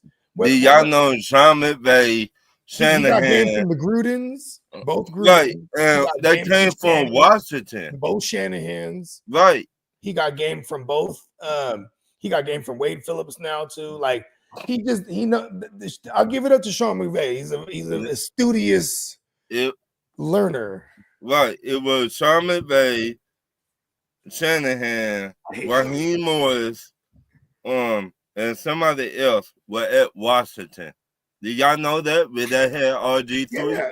Come on, I talk about this all the time. They had the Shannies there. You had McVay, LaFleur, my head coach, Raheem Morris. Yeah. All of them were there. Right. Mike McDaniels, Zach Taylor. So they all know each other. They all think. Yeah. They're all gang. They've been in each other's weddings for real. They're all been in each other's weddings. They're all boys for real. Like, they probably all hate each other now. You know, I ain't gonna lie to you. Because I got a feeling y'all will do something that all season will set the whole NFL on fire. I don't know. I don't see it. Because I think what you're indicating is like we're in a clean house with the. I don't think y'all will clean house. I think y'all will add another pass rush. Oh, I thought you meant getting rid of Shanahan. No. Yeah, I think the key is the trenches. because we're gonna run it back with the core that we have on as far as weaponry. We need the trench. We need to beef up the trenches, and in order. I don't see us going offensive line that early. We're gonna try to hit that in value rounds, and we're gonna try to go because that's what we got to do. We can't fuck around and go with these Drake Jacksons of the world where we think we're gonna hit on some pass rusher in the third round. And not to say that that's not possible, but man, I would like to go high end on the pass rush and have someone opposite Bosa because he's paid. And let's go again. Me personally, I think y'all would get Bosa brother over there. They always talk about that too. I'm okay with it. I don't like it at all though, because you know what that feels like is just bringing over the Chargers woes. And here's another thing is I thought this was gonna happen this past offseason because we brought over bum ass Staley. Well, you know what I mean? If you look at it, they know each other. That's true. And they know how to play off of each other. At that point, I'd rather bring in Khalil Mack or something. You know what I mean? See, I don't think Khalil Mack will. Khalil Mack's like a 60% snap guy at maximum. At this point. I don't think he would do well over there. You see what I'm saying? I get what you're saying, because then also too the fact you got the fact that he'll be with his brother. Right. He'll be able to hit the ground running. He probably stay with his brother. Right. Need to fucking buy a crib or do They play off of each other so well to the point that you be like, who are going to take out of the game? If I take him out, his brother would get me. If I take him out, his brother would get me. So who will I take out? It's going to be like that for y'all. I could see that right now. I could see us getting a Travion Walker. If when was Travion Walker drafted? Actually, hold on. See, he was drafted the same year as Aiden Hutchinson. So never mind. Because I don't see the Jags paying him. He hasn't done too much. Just maybe, man. I don't know if we're gonna address it in free agency as much as because I feel like we're definitely gonna try to address that in the draft. And it's about the money that we're not gonna have also, you know what I mean? So we're gonna have to go elder pass rusher, which would be Joey fucking Bosa. Well, if you look at it, unless we're drafting young. If you look at how much money y'all would have. Yeah, well, see, that's the thing is because we're gonna pay the Brock. And then there's going to be a lot of restructures going on, like George Kittle for sure is going to get restructured. Debo's probably going to get restructured and everyone's automatically booting Debo. I think he's there for one more year. I think he's a career guy with us, to be honest. See, I think Debo is an I guy or a me guy. What I mean by that, he all by himself. No, I get what you're saying. And the win in the NFL, you don't need no me guy. You need a we guy. In my opinion. I don't know. I would see.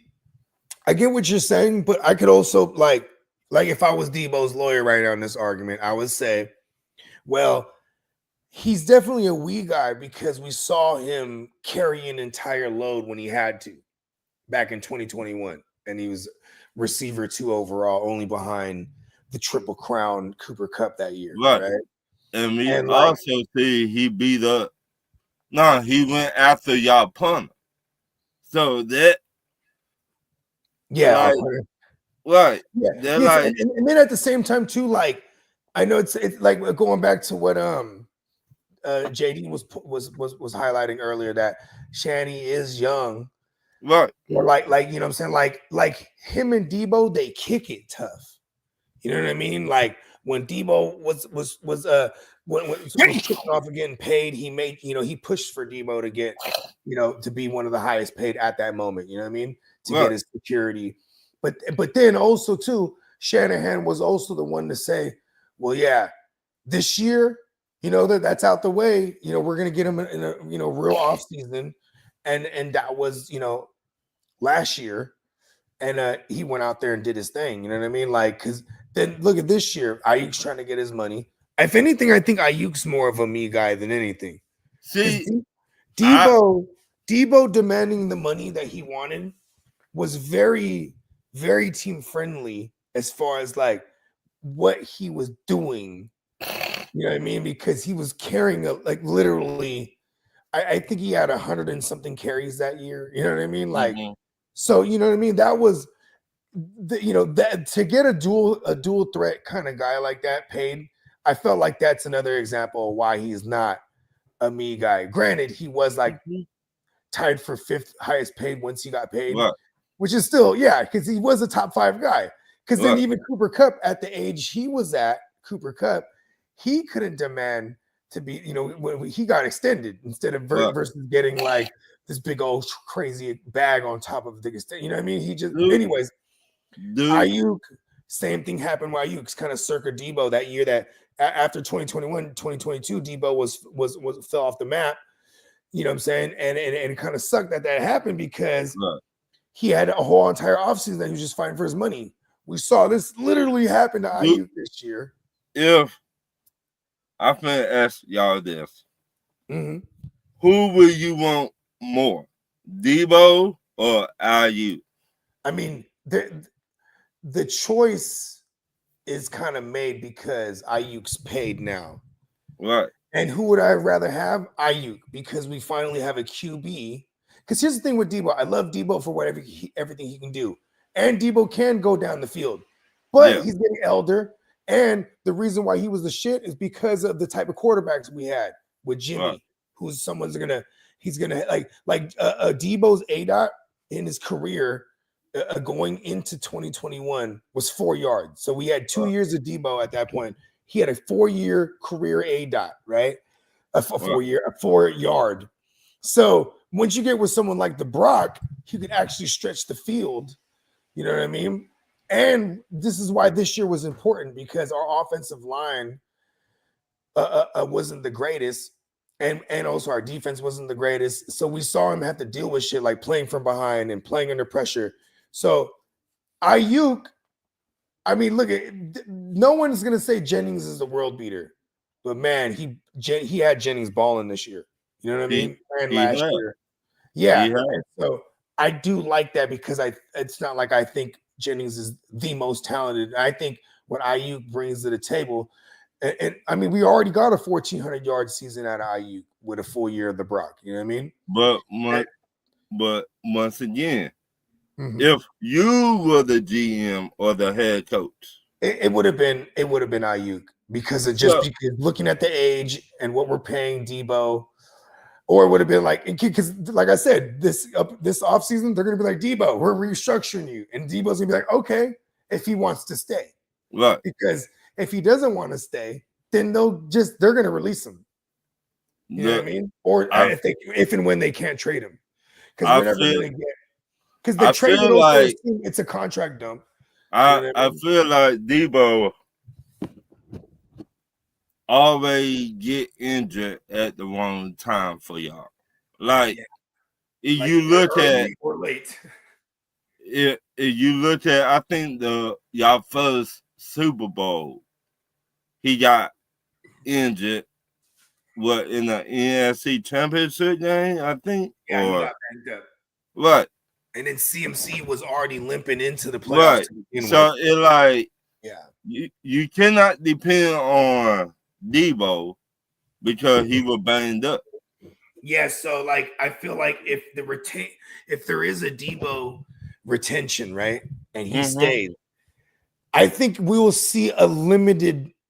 We won't see an 80% snap Debo because we do have a fucking going into his sophomore year with a pretty much bust of a rookie year receiver. Like we already have to chalk that rookie year up for a loss because he got shot and he was late to get on. He showed some flashes against the game against Tampa, but like everyone kills Tampa this year because their secondary has been depleted. So it's not like even when I look back at that, we're doing fantasy show and that next week people were like, "Oh, Ricky, he's the guy, he's the future." I'm like, he's the future, but not in this future as in this next week. Like he just tore up the Buccaneers. Everyone relax. So it's like, you know what I mean? when I need a big play to happen and I cannot depend on Debo, then that telling me You want to you know? might You not want to be know the what's guy. Here's what sucks about Debo too is like Debo's almost always hurt because he'll play hurt. When he's really hurt, that's when he misses games, right? So, for example, we finally got him healthy, the healthiest he's been all year. He busts a big one against the Dolphins last week. You know what I mean?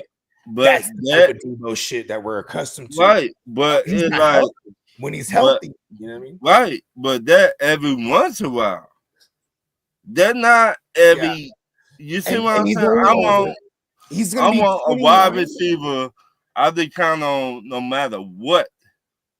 And to me, I like IU.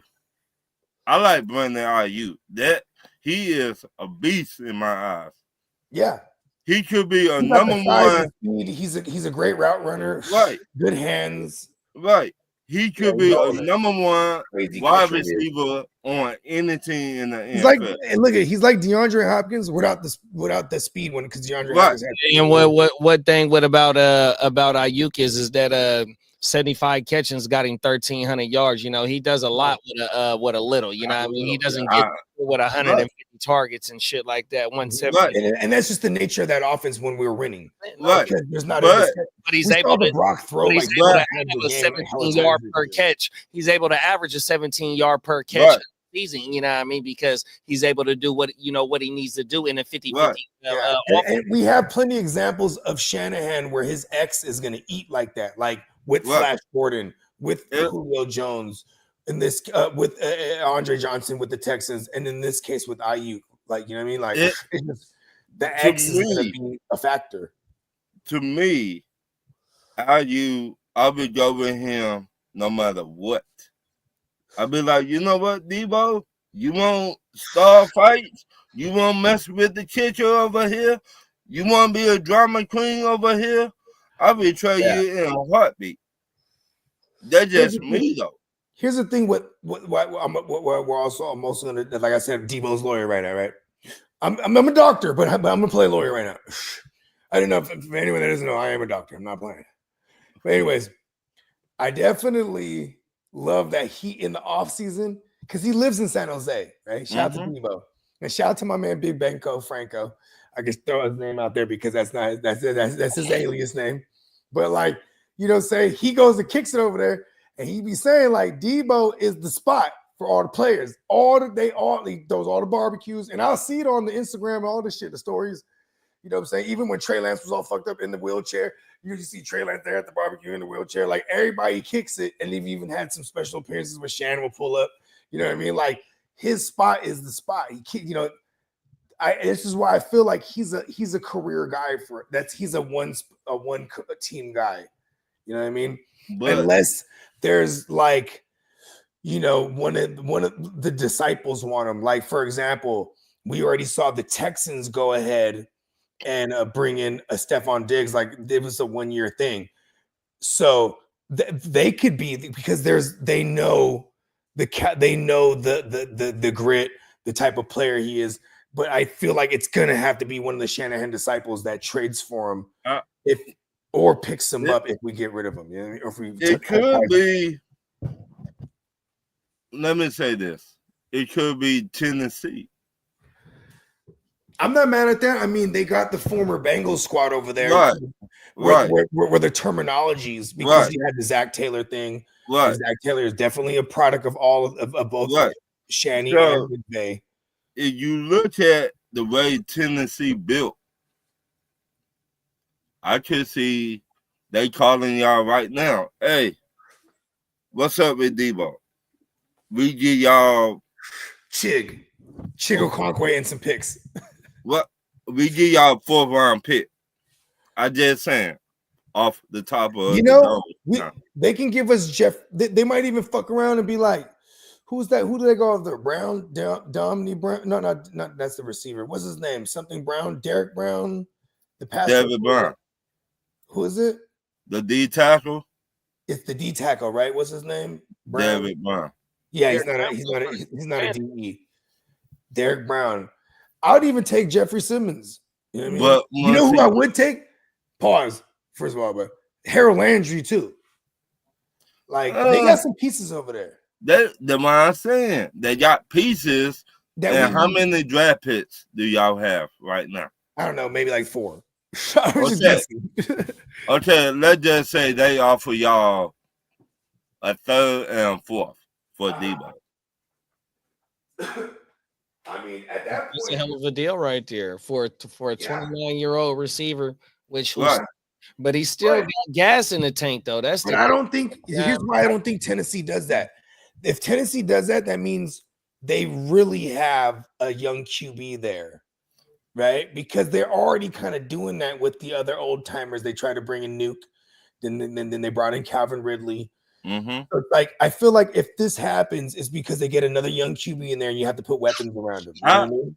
See, Levis. I mean, unless you tell me they're like we gotta get Debo for Levis because we need him to have more weapons to see what we really got. Like that's what I'm saying. I think that would put more weapons around him to really see if he gonna have the Sam Donald year, like Sam Donald having this year, or is he having?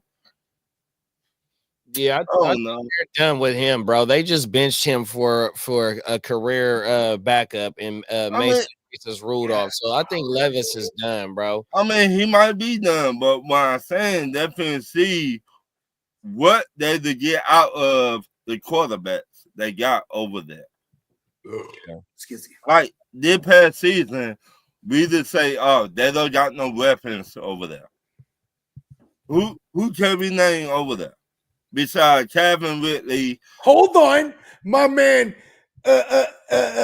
NWI, bro. Nick Westbrook Akine. Come on, nah, you know, I'm joking. But right, who the wide receiver I think over it's there? more likely. I think it's more likely because that regime just came from the Bengals last year. Mm-hmm. That's why they brought in Boy. They'll probably bring over Higgins, bro. You know what I mean? Like I feel like because Higgins that's a spot where he can go and get the absolute bag. You know what I mean?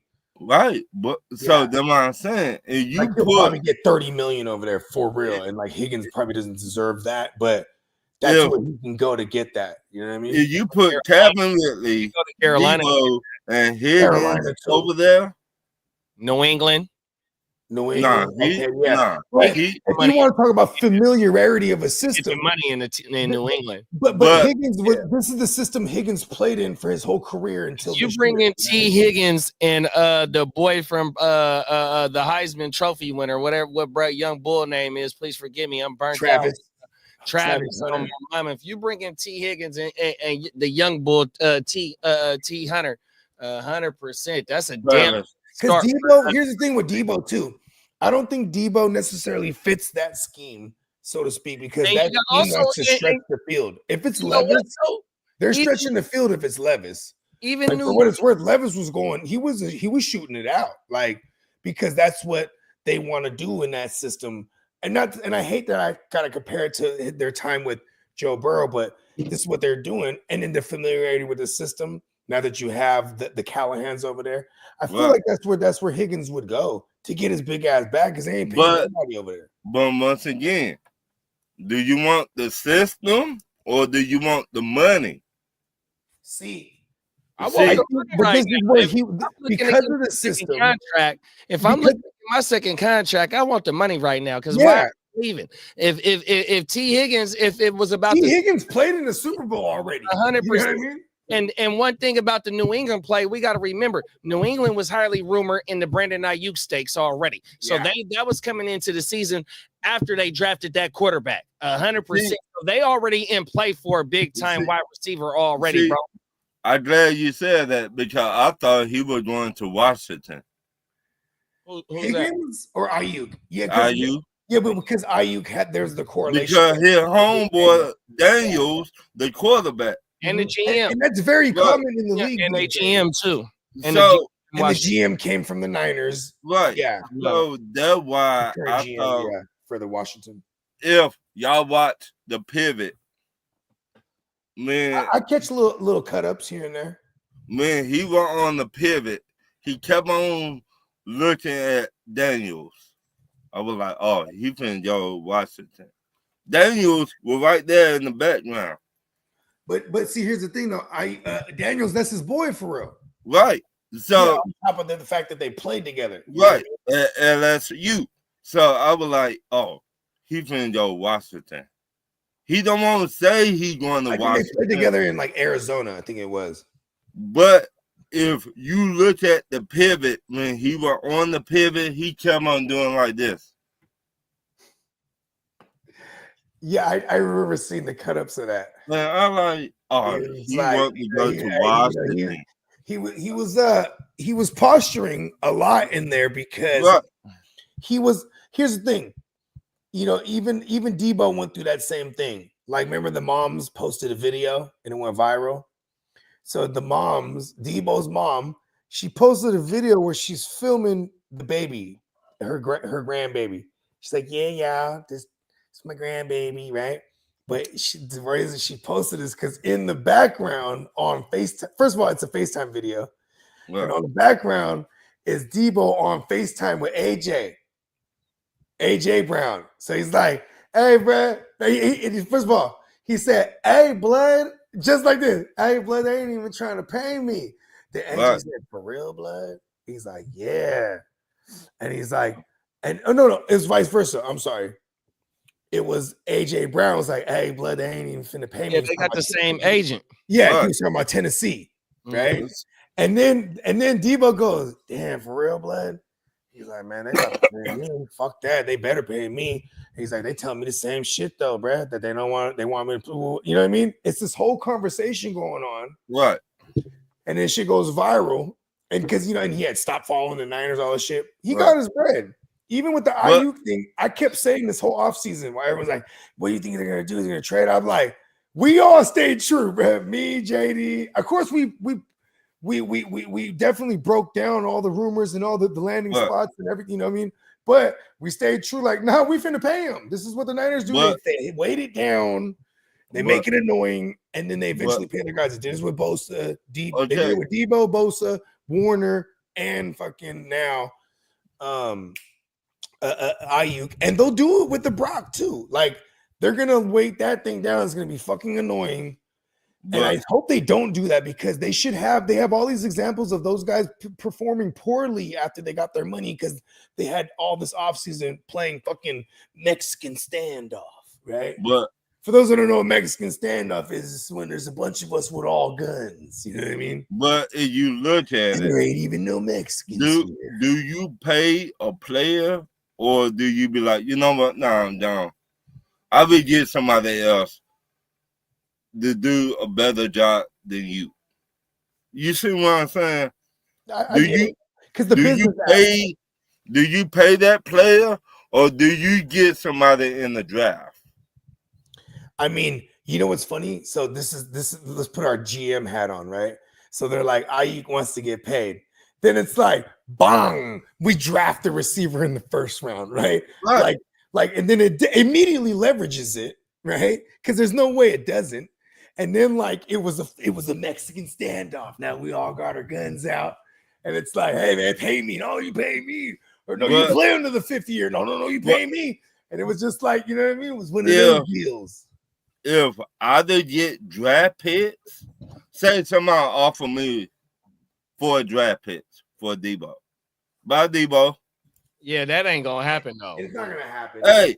Wait a minute. Okay, what we say on Talk Your Ears, it's always such a born every day. Here's my thing.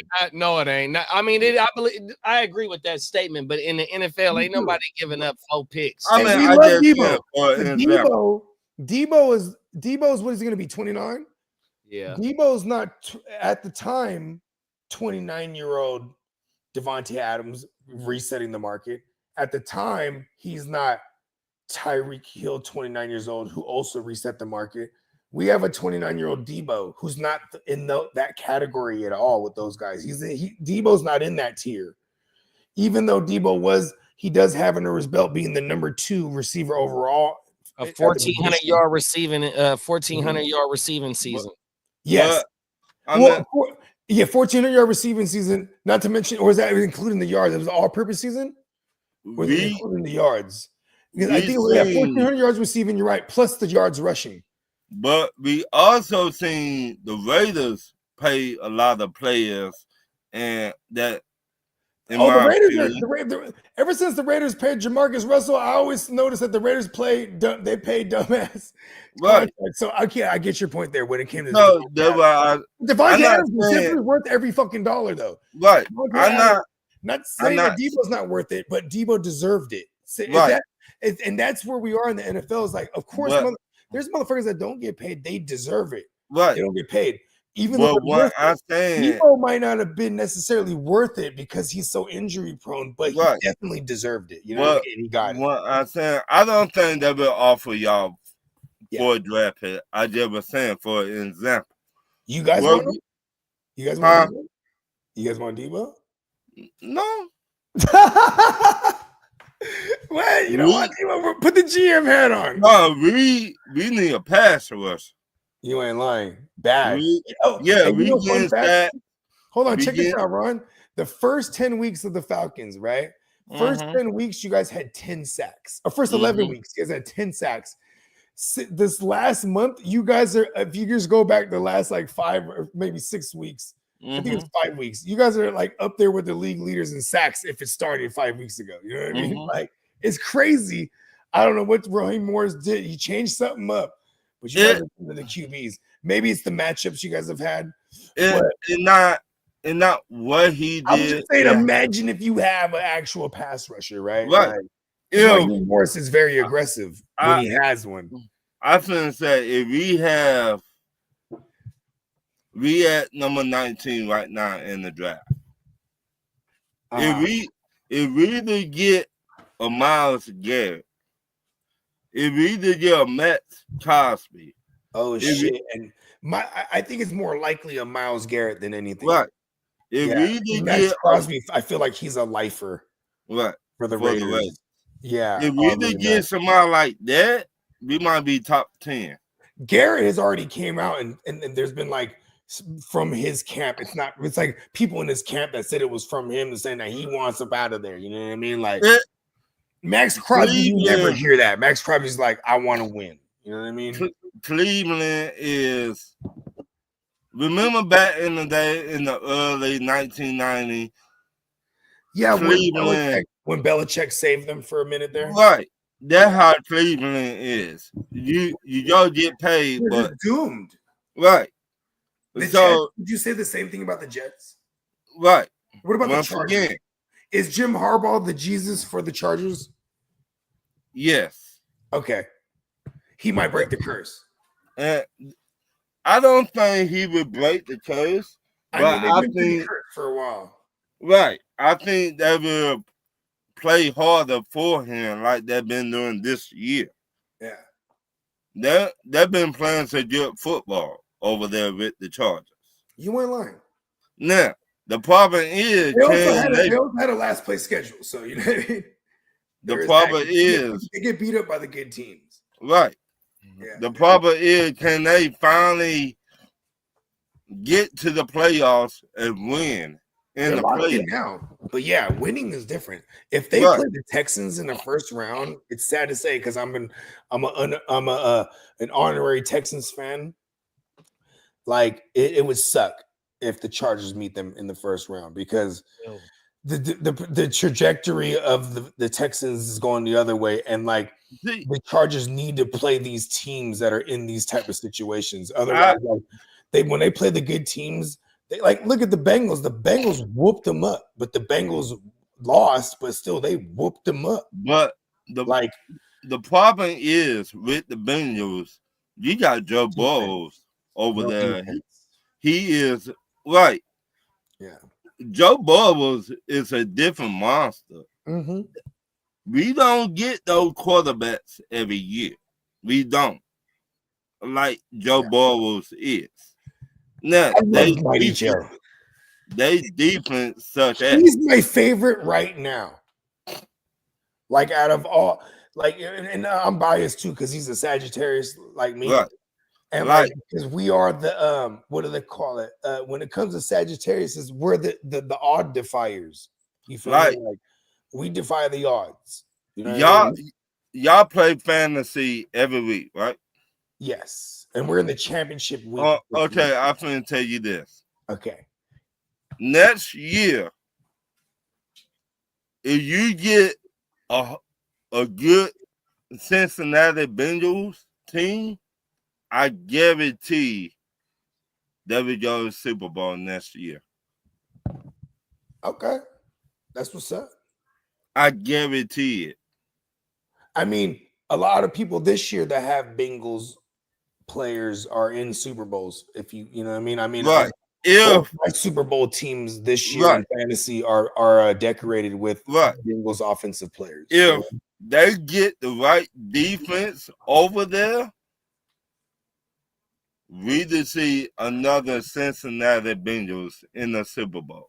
I think they need to get. I think what's sad is they might move on from Lou Romo, and I would take him for the Niners. But Lou Romo was a G for a while there because he was the. One thing with Lou Romo is like the Bengals would always start off slow, and then Romo would figure out the opposing team for the second half, and then the Bengals would just come roaring in the second half. Like they is now. It was crazy. Like they had a formula going there, but they also lost. Like, here's the thing: when you pay Burrow, and then now you're anticipating paying Chase, you have to be able to hit. You have to be able to hit in these drafts with the youngsters. You know what I mean? Wait a minute. I don't think they would pay Chase. No, you have to pay Chase too. No, you don't. Oh, you got to, bro. You have to. This why I say this. The owner of the Cincinnati Bengals don't like to pay nobody. Yeah. He don't like to pay nobody. They also did get to a Super Bowl, and then he finally signed off on building an indoor practice facility for them. Being that not only before that though, but he's starting to open up that wall. When he opened up the wall, though, it was real squeaky. He's like, because it was rusted shut. You know what I mean? Because he ain't opened that. Hold on. One more thing though about the Bengals. The Bengals did have a great team in the early 2000s, mid 2000s, because they faced off in the Steelers in the first round of the playoffs. That's what took a Big Ben out. I forgot. I don't know if it was Leighton Van. I forgot. It was what's his name, bro? It was AJ. AJ Green. No. No. There was AJ Green, but it was the backup QB. Oh, you talk about Ocho Cinco now. No. I'm talking about when they lost to the Steelers that year. Yeah. Are you talking about back in the days with Palmer? So that's what I'm saying. Exactly. Yeah. Oh, yeah, that's back then. Yeah. Because they never won a playoff game for a cool minute. Well, once again, they got Burrow. So what happened? Fucking Carson, they was balling. But Carson injured. It was the wild card weekend. And AJ McCown, is that was his name? No, it was it was Carson Palmer. The backup QB to Dalton that year, the other year, recently, back in 2015 when they lost. Like I said, this is in the early 2000s with Carson Palmer, Ocho Cinco, Hushmanzada and them. Bruh, yep, CJ. They get to the field, and Carson Palmer on the first player on the first drive, like tears ACL. So they had teams already, so they had to pay to keep them players around already. So that's the point that I'm trying to make. So they have had a team before, right? 100%. I was trying to say, number one overall too, right? They always had players, but it go back to what I just said. They owner don't like to pay players. So will you stay somewhere and you do a great job? Yeah, they're gonna reset the market. Let me jump out on this real quick. Go ahead. So look, Brad. So you got T. Higgins and you got Jamar Chase, right? So if the argument that we talking about is paying players, and this is what we can see, we're seeing somebody win the Triple Crown in a year where he sat out of all the practice this summer, right? Also, hold on. We also seen a player on the franchise tag who can step out and ball out and try and get the $30 million payday as well. And he missed a whole bunch of games now saying he wasn't hurt, or if he was. And he's making like 25 this year. You want to pick guaranteed. They gonna pay Jamar Chase over T. Higgins. Pay the man. Walk, and you get the franchising this year if it comes down to that, which I don't think is going back to what I said. You got to. But Jamar Chase, once again, you got to. We know Chase is a monster. We know that. But it go back to the owner. I look under the bed. It go back to the owner, how he look at the players over there. It go back to them. Okay. Yeah. That's what I'm saying. I know Chase is a pit bull off of a leash. A top 5 wide receiver, all that good shit. But it go back to the owner. Do the owner recognize he that, or do the owner saying, you know what, I could get another wide receiver? Bro, they took him top 5, big bro. Hey, we seen this. And he's about to win the triple. Okay, here's what they don't want.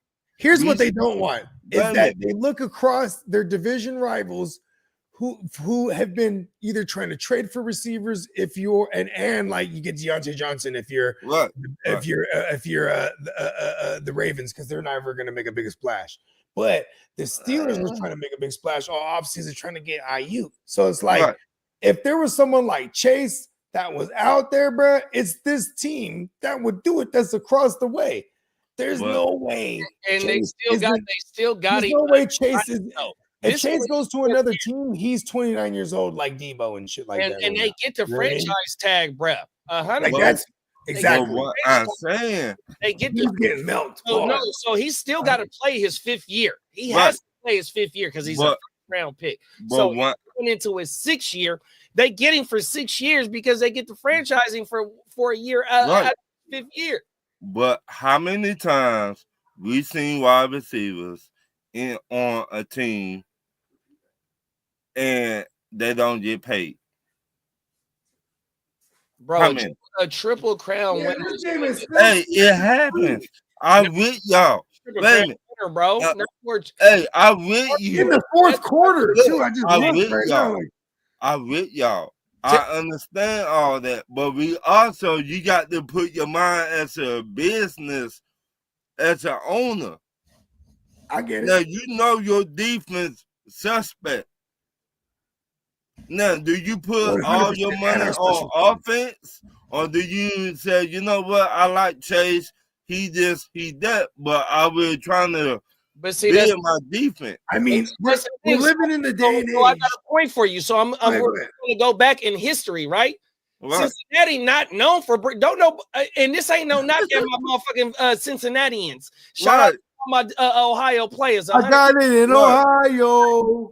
Not a glamorized city to where motherfuckers is a free agent destiny. So they known for building within through the draft. So if you only known for paying Chase and the quarterback 100%, you still be and they don't get rid of picks to bring players in. So you still got all your draft capital, and these 2 players that we talking about is home drafted, bro. It's the same shit with Dallas. They finna pay. You know what they finna do? They finna pay Chase and then draft another receiver in like the 3rd round or something. Why draft the players and groom them and fucking not groom them? Check this out. They're gonna pay Chase and don't fuck around and double franchise tag Higgins for real. Wait a minute. I'm with y'all. I like Chase, but you seen that defense? I know, but okay, what do you think they're gonna do? So, okay, you have Trey Hendrickson there, who leads the league right now in sacks. Free agent. So, are you going to retain him and make sure he breaks the bank on the position? Probably not. No, I'm not paying you. You don't let him walk. That's what the draft is for. You still have you can't keep paying for. You're going to have to choose what side that you're going to put on. Right. We've seen it with the Chiefs. They won a Super Bowl with Tyreek. They let him go. That's not a good analogy, but yet they let a top 5 wide receiver go. Because they're the Chiefs. I with you. Yeah. I with y'all. But when I'm saying we to put up 30, but we cannot stop nobody on defense. Well, so you got to bring in, you got to find somebody with the right philosophy and with the right schematics to go ahead and get the right scheme in there and get the right players that they need to rebuild that defense, because you're going to have to sacrifice. Once you give a quarterback $60 million, it's going to sacrifice somewhere else. Then you got a wide receiver that's arguably wanting 30-something million. So you can't break that tandem up, because you see what it is in a season where it's a shit show, but yet it's a top duo, bro. There's no way you could break that duo up, bro. Okay, but look, you put up 30. Let's just say 30 every game, right? 30 points every game, right? Let's just say that. But how can you stop offense? They're gonna have to figure it out, big bro, because so it's like I paying Chase, say they pay Chase $195 million for 5 years, right? Right. Then he's tied to $195 million for 5 years. I just an example, everybody. Okay. But your defense is ass. I got the simple solution right now, big bro. Okay, hit it off, big bro. Right now. We're gonna fire Zach. We're gonna fire the whole motherfucking regime, and that's where Vabro going. Vabro had the whole turn completely around in Tennessee and had Ryan Tannehill in the NFC Championship. So all we need is a cultural turnaround, bro. We'll get a few drafts. We still got Joe Burrow in his prime. We still got Chase in his prime. We go ahead and let T. Higgins go, because we can replace that production 100%, bro. And we invest into this defense on this defensive side of the ball, which Vrabel excels in. We're going to find somebody to make it work with Joe Burrow, because Joe Burrow probably, arguably wherever you want to put him in the hierarchy of the quarterbacks, he's going to make it work. So I am going to say, I don't think they get rid of Zach Taylor just yet, because here's what I am going to say, because while we're predicting shit, we're doing some bold some hot takes here. I want to point out that this is the trend in the league right now. Tying your QB and his number one guy together, and they're the biggest paid. Dallas. Yeah. Philly. Yeah. Right? And now it's going to be Chase and Burrow. It's just how the nature of the beast is right now. Because listen, there's a lot of talent out there, but the high-end talent, the elite, they don't want to go to Cincinnati. Don't let that guy go. They don't want to go to Cincinnati. He just said, I don't care. No pass rusher in the NFL or free agent, you tell me he would want to go to Cincinnati. But big bro, that's not the. I think there's a bag for Trey Hendrickson there, and they can pay Chase. They could play Chase. Jamar Chase and Trey Hendrickson next year if they wanted. That just means Ixnay Higgins for surely. You know what I mean? And see, my thing is with Cincinnati is, and the reason why I brought that up is because of also on the flip side is that they're known for building within the draft. Everybody, if we want to go talk about, except for like Trey Hendrickson, if you want to talk about the they didn't pay Jesse Bates and all that, bro, in the mid 2010s and all that with the Big Ben and all that, bro, that was all homegrown, and Cincinnati is all homegrown, bro. So they're going to pay what they homegrown because they can't afford to bring in they have to overpay free agents because they're not an initial draw. And the fact that they don't pay free agents like that, the fact that they don't pay free agents like that historically, they're not a draw exactly. What? They're a draw for veterans who want to win. If you look at that organization as a contender, we signed. Look, Justin Smith is one of the best Niners there is. Where did Justin Smith come from, bro? The Cowboy. He came from Cincinnati, bro. 100%. But what I'm saying, look, all I just saying, you pay Chase, you pay Higgins.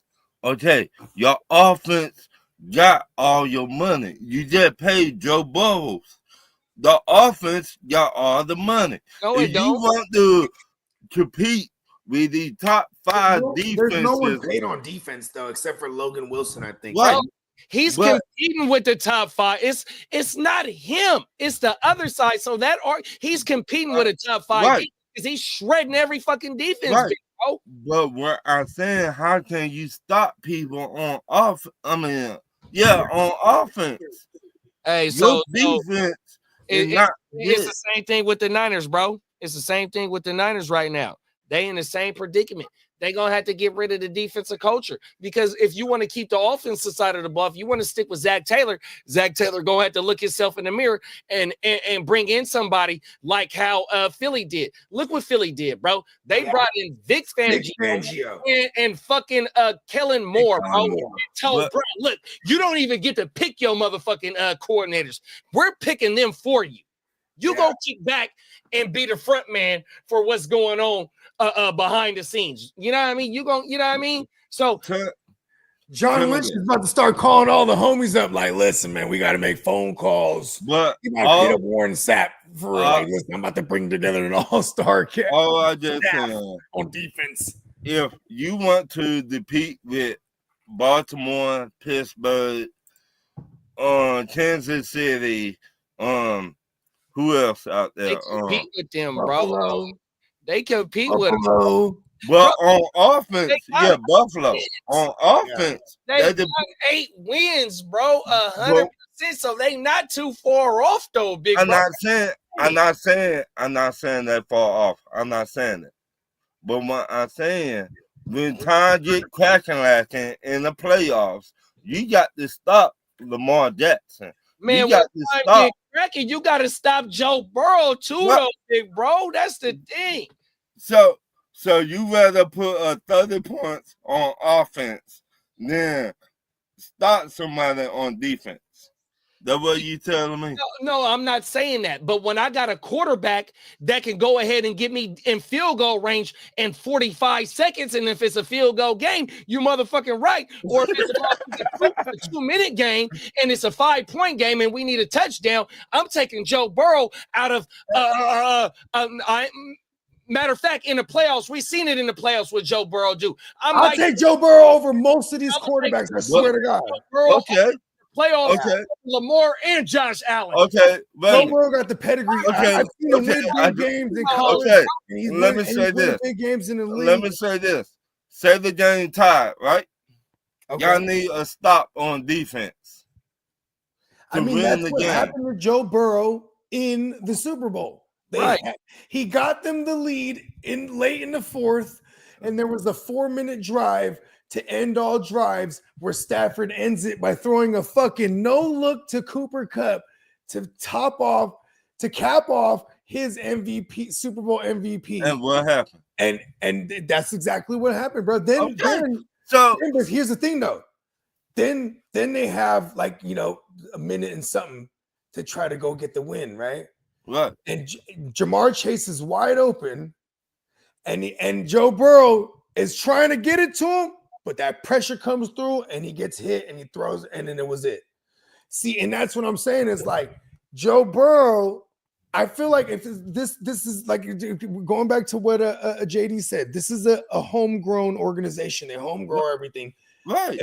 When you start paying all the offense, you have to get really good at drafting young defense. You know what I mean? That's really the formula. So, we see it in Kansas City. That's what Kansas City is doing, bro. Wait a minute. I'm glad y'all brought up the Kansas City. The only guy paid on that side now is Chris Jones for real. Right, but Kansas City bring in lifer, 29. They bring in players. That play. Don't bring in no players. They drafted the whole defense is drafted, big bro. Yeah. Wait a minute. You tell me on they defense. brought in Justin Reed. Nobody, they brought in Drew Tranquil. Okay, well, outside of Justin Reed and Drew Tranquil, though, they haven't really brought in anybody notable ever to that 100%, bro. And they just let their top corner because Casey always has. So what they do with their top page, where you gonna pay 100%. And see, like with the Kansas City Chiefs, even though they let Tyreek go, you had to pay for Kelsey. 100%. I bet you Kelsey gets somewhere where he's like 17, 18 million, maybe Kelsey, 19. look, Kelsey's Yeah, actually man. he's less than Kittle. I think Kittle's around the 17. Right. I think Kittle like what 14, 15. Kittle's around the 14. I think most of his years are 14, 15, but the first two on his extension was like 17. My point is that and they're not even the highest paid anymore too, because they walked away with they let somebody walk away, and they chose to keep Kelsey 100%. Kelsey deserved the bag. Yeah, Evan Ingram. They decided to go everywhere else, drafted everywhere. Isaiah Pacheco, 7th round pick. Kareem's a free agent right now, 100%. Everybody else, except for what they're doing is still getting young on offense. They draft Rashee Rice in the 2nd round. First, they tried the Sky Moore. Oh, they brought in Hollywood. So they brought in Hollywood. Then they go 1st round. So, but my thing is like though, bro, when you got a quarterback and the quarterback is commanding 25% of the salary cap, no matter what, you're going to have to pick and choose where you're going to pay somebody. And when you draft a player of Jamar Chase's caliber, there's no way you're going to let him walk away, bro. You're going to structure your roster around those two because that's your core. There's something about a core on a team, whether a player is a top flight player or he might be a mid-level player, but that mid-level player is part of the locker room and make sure he cut the fuck shit out of, you know what I mean? So let me ask you this. I'm with you. Let me ask you this.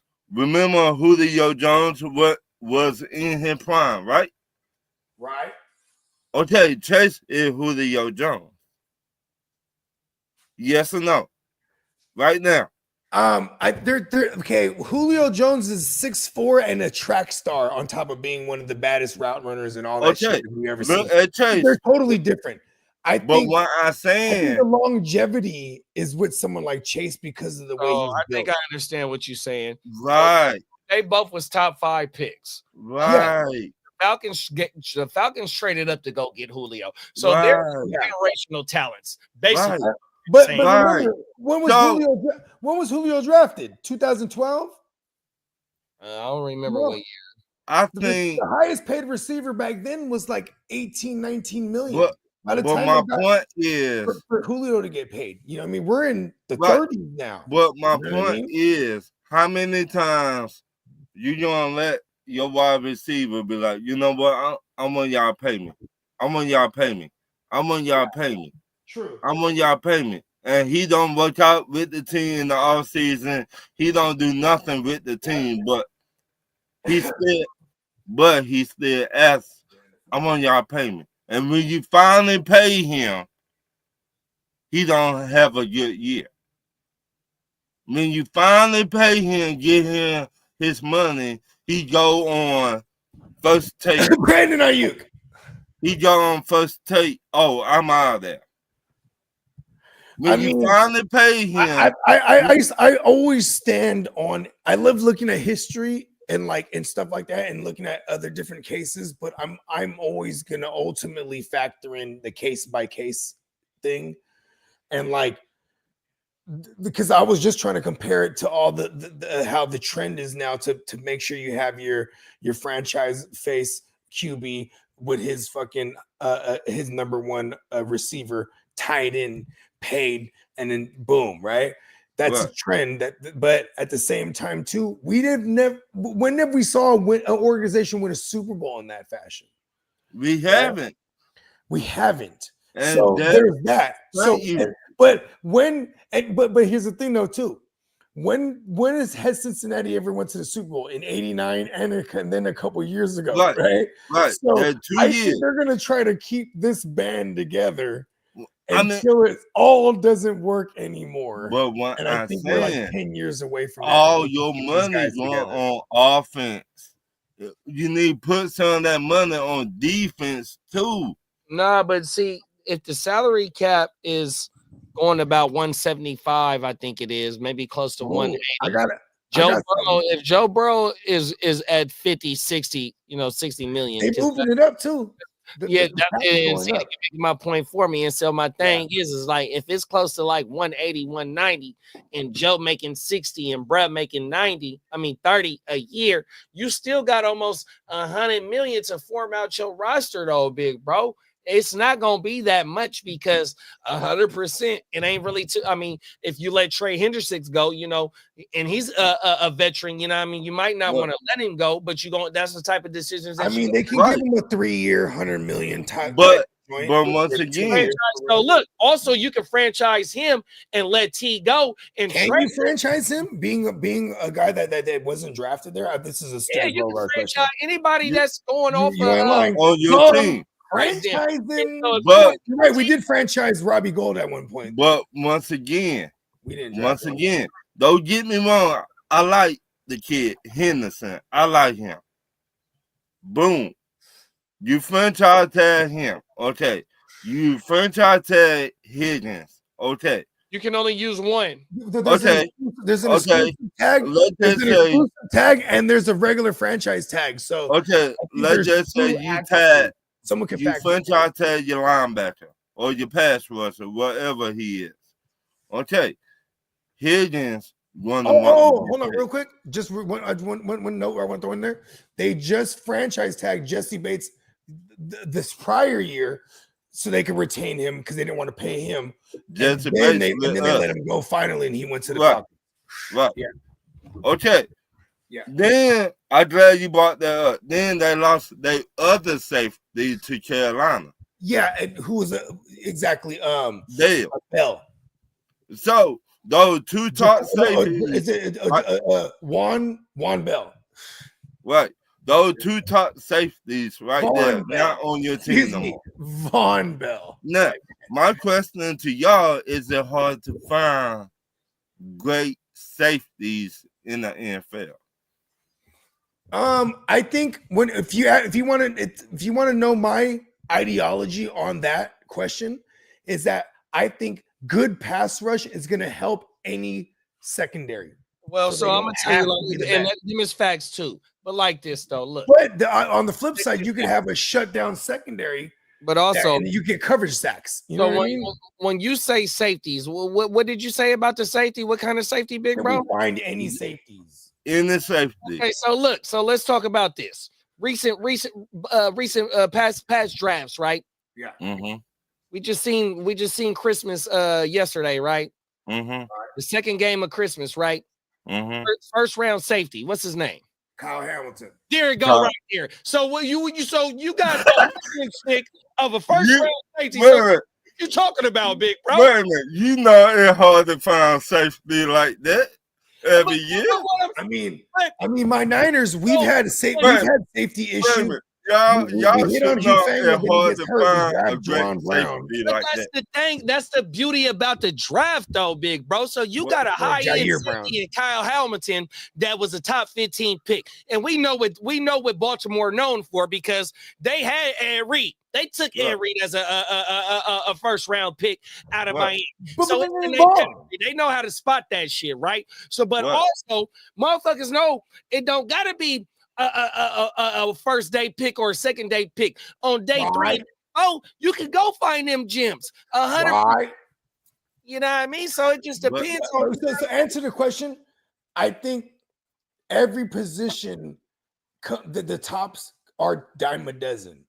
So that's why when they produce, and there's one hell of a fucking thing called the contract year that really does it. And that's what Trey Henderson just did, but is doing right now. But Trey Henderson on his contract year. I actually would hope that my Niners somehow get him. Wait a minute.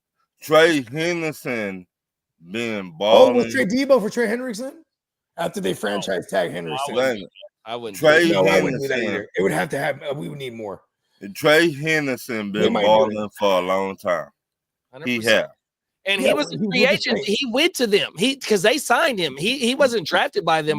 But what I'm saying, we know safeties, great safeties in the NFL don't grow on trees. No. We know this.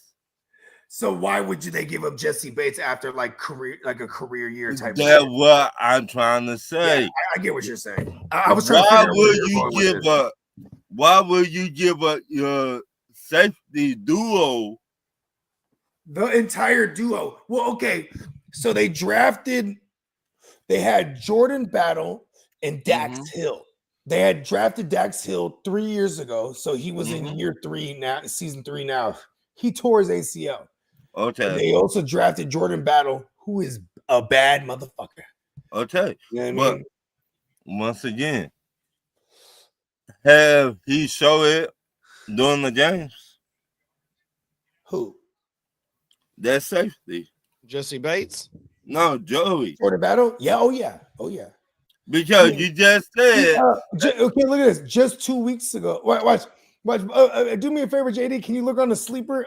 Just look at Jordan Battle real quick. Just his last 2 weeks, his last 3 weeks, he's been balling. Like he's a murderer in the making. Yeah. So, but they also, this is what I'm saying is like this could be a scheme fit. Why they're working so well, because they could believe in their scheme, and this is where coaching. It's a thin line between arrogance and genius, right? Because if you're a genius, you know you can make these guys win. Not everyone's Belichick though, because that's the best example of it. Where it's like, hey, I'm just gonna go find guys that fit my scheme that are disgruntled and on their second or third contract, and then you just build, and then they take care of who they have to take care of. They feel they need to take care of. 7 tackles last week and 10 tackles the week before. Come on, 5 the week before that, and 5 again the week before that. See what I'm saying? How many interceptions? And then he had a pick. He had a pick 2 weeks ago that went all the way down to the goal line, and then he fumbled it. But they fumbled out of the end zone, so it still counted for them. So how you helping me out and you fumbling the ball? He's like super. This is his. He's a sophomore, or he's a second year. This is the first year starter. He was benched all year last year. How you helping me out and you just fumbling the ball out of bounds?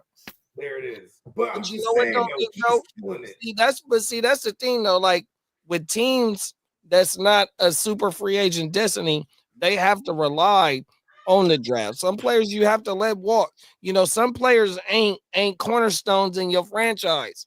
100%. And you know what I mean? Jesse Bates might not have been a cornerstone. You might be able to replace that production. You know, maybe it might not be with one player, but it might be with multiple players through the draft, 100%, or it might be a low-level free agent that you can bring in that you don't have to overpay for. You know what I mean? Some of them low-level free agents, man, they come in and you get them in the starting roles, or they find themselves in the starting roles. They end up shining too, though, big bro. So it don't necessarily need to be a big name, you know what I mean? Or even if you did. My bad. Go ahead. I listen.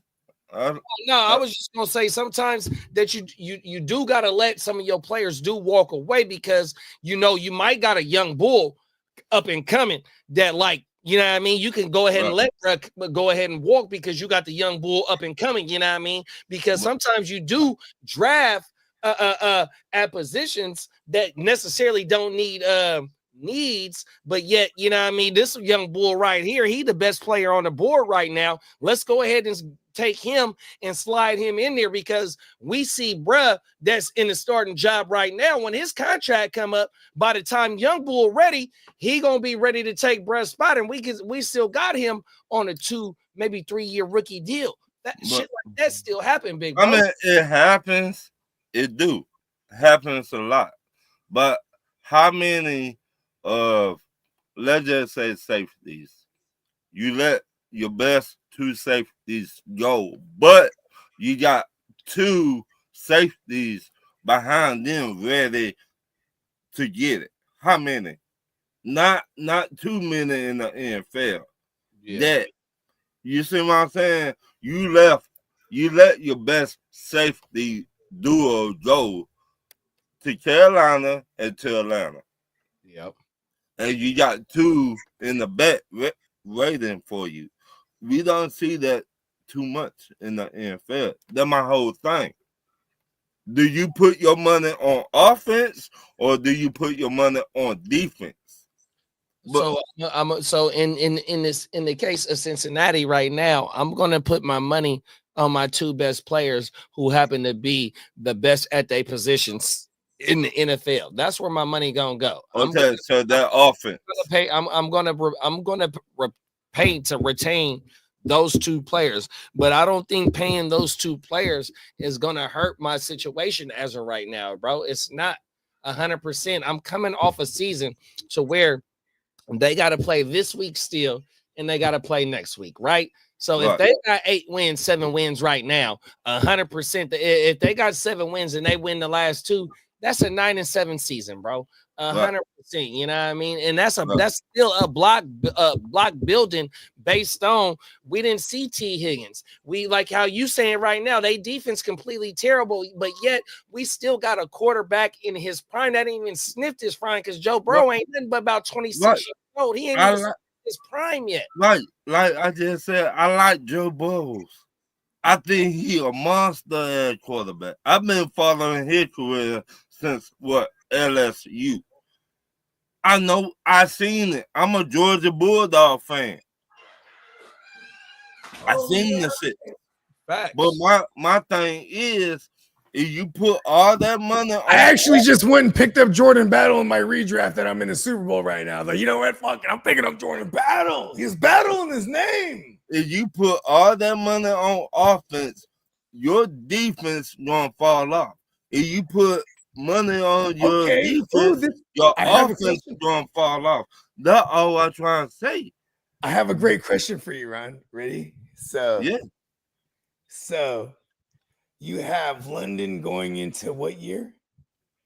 3? 3. And then you have Pitts going into year 4. Mm-hmm. Bijan year 3 as well. Mm-hmm. Mm-hmm. No, year 3? Is it Bijan? So we're going into year 4 for London then, right? Right. Okay, so these guys are going to be, this is why you guys have this young QB, because all those guys are going to get paid. And as I hate to say, but Pitts probably, actually, that would be such an Atlanta thing to do, to like pay Pitts, but he should theoretically be gone, right? So now here's the question. Who's getting paid? Like, now you're the GM. What are we doing there in this next year? I will trade Kyle Pitts. Okay. I will trade him for 2 draft picks. Okay. So I will pay here. A former first rounder. We're trying to get like a 3 and maybe a future. Right, a 3 and 4. Give me that. Okay. Boom. I will trade Kyle Pitts. To me, do we try to pay London since he's after year 3? We pay him now. Yes, right now. So we can get him for cheap. Right. Okay. Right now. I will pay Drake London right now. Right now. I would too. Okay. I will pay Bijan Robinson. Okay. I traded Kyle Pitts. Those 2 draft picks, the 3rd and the 4th pass rushers or free agent. Better yet, give me Myles Garrett. Take a bunch of picks and try to net you a Myles Garrett, but it'll probably cost you a first round, but that'll be like maybe the 17 or 18, like wherever you guys are at. Like where you guys are at right now. You guys are we at 19 right now. 19. So I was in the ballpark. Okay.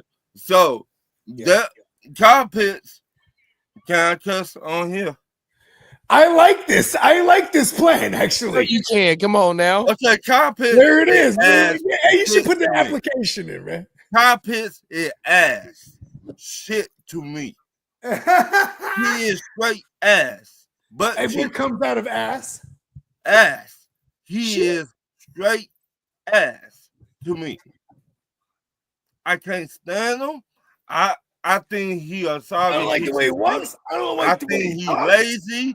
I think that's he is what a unicorn. That a bunch of bullshit. Generational talent is what. Fuck that. He not. Hey, you know what? He's on a very, very short list of rookie tight ends to go for the Thou Wow in the year. How is it, Brock? The tight end from the Raiders got 1,000 yards, I think. I mean, he was Brock also Bowers. the only game in town, but he's also a generational talent that they put that label on him too. But, but Brock Bowers played with different quarterbacks. You ain't lying. So That's did the Kyle rhythm. Pitts, and he was shit with every single fucking one Right. of them outside of Matt Ryan. Right. So That rookie year. what the problem? Kyle Pitts. Okay. Yeah. I love So- Terry McLaurin because Terry McLaurin played with every fucking QB under the sun Right. and ball. And he still put up 1,000 yards. Exactly. So what the problem? Kyle Pitts, Kyle you Pitts. asked. I finna trade you to the worst team in the NFL. The To Browns. the Jets. Oh, to the Jets. Ooh. Give me 2 draft picks. The Jets got to the way they're working too. If they're gonna run back this same core, it's crazy because the Adams thing, like Adams not practicing today, right? Right. Because he's probably like done Right. for the year because they are gonna try to run it back. So give me 2 draft picks. I fix my defense. And I go to Miles Garrett. Boom. Top 5 defense. Bomb. I pay Jesse Bates again. I give him a 2-year deal. I give him a 2-year deal. I go get Miles Garrett. And with my first pick, I get another pass rusher. And I get another D tackle. So to me, Kyle Pitts, he had not even lived up to the hype. No, not at all. I mean, listen, for what it's worth, I used to make fun of Kyle Pitts because I'd be like, after his rookie year, he finally scores a touchdown in the London game. So then the whole year I'd be like, he has yet to score a touchdown on American soil. Right. And like I was able to say this for an entire season until the next year when he finally scored a touchdown in America. To me, and I'm like, yo, but how does he get 1,000? Because he had all these little blow up games, but then on a per game basis, right? When you average it out, it was really terrible. Which to get 1,000 in 17 games is only 6. Well, he got 1,000 because at that time we didn't nobody respect our wide receiver core. No. I mean, and then Calvin really gets the gambling. Right, suspended. We traded Julio Jones. That was his sophomore year for Kyle Pitts. Yeah, right. And Calvin really, at best, to me, maybe he's been flashing as a number 1 this past couple years. You know, with the Jags and with Tennessee. But with the Falcons, he was a true number 2. No, true number 2. I would say number 2. And number 3-ish. Yeah, because so you're not even giving as much credit as I am. No, because he's an incredible route runner. Like out of the slot, he's gonna find red zone. He can find he can create these little spaces. But the problem is he was a tactician, but he was soft. The problem is when you're a wide receiver and you go for a first down, but you cut back all the time. They pause because I said he was soft. When you go for your wide receiver and you running for the first down, but you jump back, and you be like, I finna go out of bounds. To me, no, I can't fuck with you. Pause. Wait. Hold on. So Calvin Ridley's one of the baddest motherfuckers, but I'm saying though, you said when a wide receiver decides to step out of bounds, that's a soft move? No. This is what I'm saying. If you pull up, I had walked outside. Wait a minute. If you pull up, we're talking about Calvin Ridley specifically. Calvin Ridley is the number 2. He's not a dominant number 1. That's why he's never been paid as one. That's why he was gambling on the side. If you pull up, that's my opinion on Calvin Ridley. Incredible route runner, especially out of the slot and the intermediate shit. But to me, a field stretcher or a number 1, like a true X, that's not him. If you pull up Calvin Ridley, how he was playing in Atlanta, it's different than how he playing in Tennessee and Jacksonville. Okay. Jacksonville, And Tennessee, like Calvin Ridley, like I got to get it.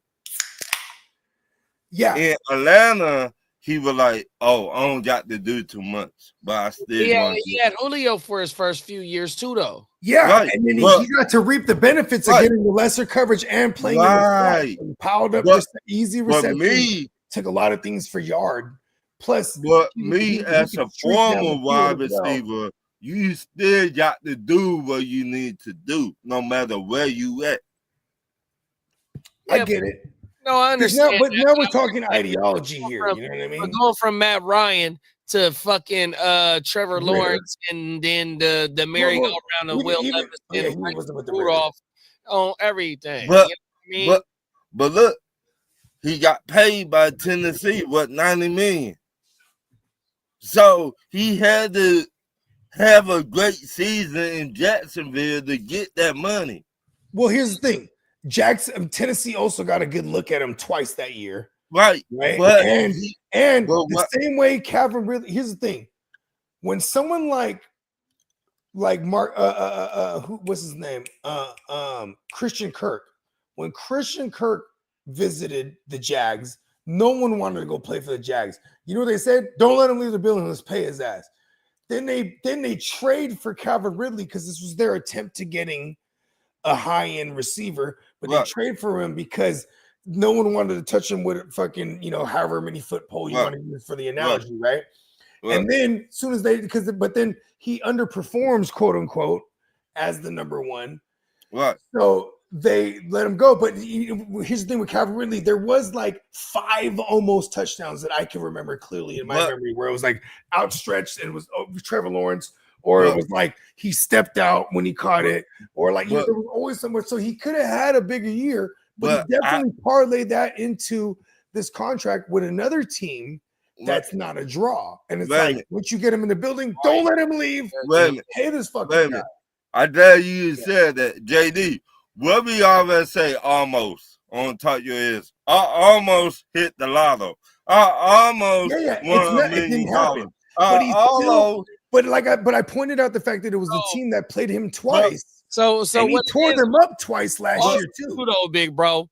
Also, too, is the quality of targets. We all know that. We all know, all different is different quarterback play in different in different cities, man, and for different teams. 100% in the quality quarterback. We know that T-Law ain't what Matt Ryan was over there as well. Even though he had Julio, still though the quality of targets was there, bro. 100%. Levis ain't there, bro. Okay. Y'all watch college football, right? A little bit. No. Okay. The best wide receiver. I watch the big games. The best wide receiver schools. My team. The best wide receiver schools, and I hate to give this dude credit. Alabama, LSU, those are the best wide receiver schools in college. Right. I would say Ohio's in the mix. Okay, yeah, Ohio State. Okay. As much as I don't watch college, I do every year religiously watch. I whore all the cut ups and all the highlight reels that I can watch of all the prospects that are coming in because I need to know these things for fantasy content. You know what I mean? I am aware of that. But I'm also aware of history, and from what, as long as I've been doing this, those are the 3 schools. Right. I mean, Alabama got the best route runners, but a lot of them are all slot dominant guys. Right. Jerry Jeudy, but Amari Cooper. Right. But you know what who we're just talking about, Calvin Ridley. But they put their body. Devontae Adams. Well, see, all these guys could play out wide too, but you know what I'm saying. But they were killers out of this. Right, they killers. But what made a wide receiver change up? What made a wide receiver change up from college to the pro? Because the scheme that they get drafted to. Usually. No, it's his route running. Okay. So, there you go. Because a lot of times they have to expand you said it. If you look up right now how Calvin Ridley was playing in Atlanta, this is not the same Calvin Ridley at Alabama. 100%. This not the same Calvin Ridley he went to Jacksonville. This not the same Calvin Ridley in Tennessee Are you Titans saying he like that. was able to adapt to every system or not? Because I would say like he played his best in Atlanta because the scheme fit him. No, he playing his best in Tennessee and Jacksonville. I mean, is it because he's getting big bombs down the field? Because then I would argue that it's because those are teams that are always playing from behind. You know what I mean? No, they're not. To me, he was soft in Atlanta. Yeah, for sure. I'm with you. That was one of my opening statements. To me, he caught the ball. He caught the ball, but he spin out and go out of bounds. Instead of getting the first down right there. Yes. You see what I'm saying? Instead of trying to drive up the field. Right. I like motherfucker at first down right there by your toes. Okay, Calvin Ridley. Here's what I call the Alabama guys, right? The Alabama guys tend to be in big paws. They tend to be soft. The receivers, they're all finesse. Amari Cooper, they're Calvin Ridley, bro. It's footwork. Yes, they're all finesse. They're bro, 100%. Jared Judy, these guys get beat up. If you beat them at the line, you have a better chance on them because those guys are going to kill you with their tacticians. Yes, it's starting with Louisiana. I think LSU truly produces dominant X receivers. Right. If you look at the elite of the elite, if you look at all the LSU, even OBJ was in that conversation for a little while. You know what I mean? If you look at all the LSU wide receivers, they big, pause. Yeah, they will put $150 on you in a heartbeat. 100%. Bama wide receivers got hell receptions on you. Right, they get the receptions. Yeah, and footwork. But then there's also Devontae Smith. Right, who was a crazy field stretcher. Right, Jameson Williams, crazy. So my whole thing is there is the other guy, but they are also tacticians. They run the entire route as well. If you Jameson Williams would have had me in 3 other Super Bowls. Why did I? If you're a monster in college, why would you change when you get to the pros? That's what made you in college. Where's Garrett Wilson out of? Ohio, right? Yes. But my whole thing, and that was Calvin Ridley, he changed when he came to the Atlanta Falcons. No, we need that monster that you was in college. Yeah, but they had Julio too, though, big bro. But Julio was not playing in some games. But you still gotta respect the OG. I don't think Big Brett. I don't think Lil Brett was lesser coverage. Yeah, I don't think Lil Brett was trying to walk into that spotlight like that. When his rookie year, he had 11 tugs. Yeah. I remember at least if I remember correctly. Yeah, Julio hit for really hit for a 1,700-yard season with y'all. Rookie year. Right. But that 1 year. And you know what's crazy? Hold on. That was 2018, if I remember correctly. 2017, you know who did that? Juju out of the slot with Antonio Brown on the field. But this is my whole thing is when you have the elite of the elite on the field, it's going to demand so much attention. The other motherfuckers, especially when they're predominantly out of the slot. But you know what I mean? And a lot of these guys here's another thing too. A lot of these guys, real quick, I want to point this out. A lot of these guys in college sucked against man and press coverage. Right. But so when they get to the NFL, they put them in the slot because they're good at killing the zones. So they're gonna put you in the slot. So it's like that's what happened. Juju's a perfect example. When there was no Antonio Brown, absolutely trash. You know what I mean? Well, my whole thing is the number one wide receivers. Julio did not play a lot of games with us, and we had Calvin Ridley. Why Calvin Ridley did not step up? That's my thing. If you said you love Atlanta, you want to be in Atlanta, and Julio not playing that game, why you ain't step up?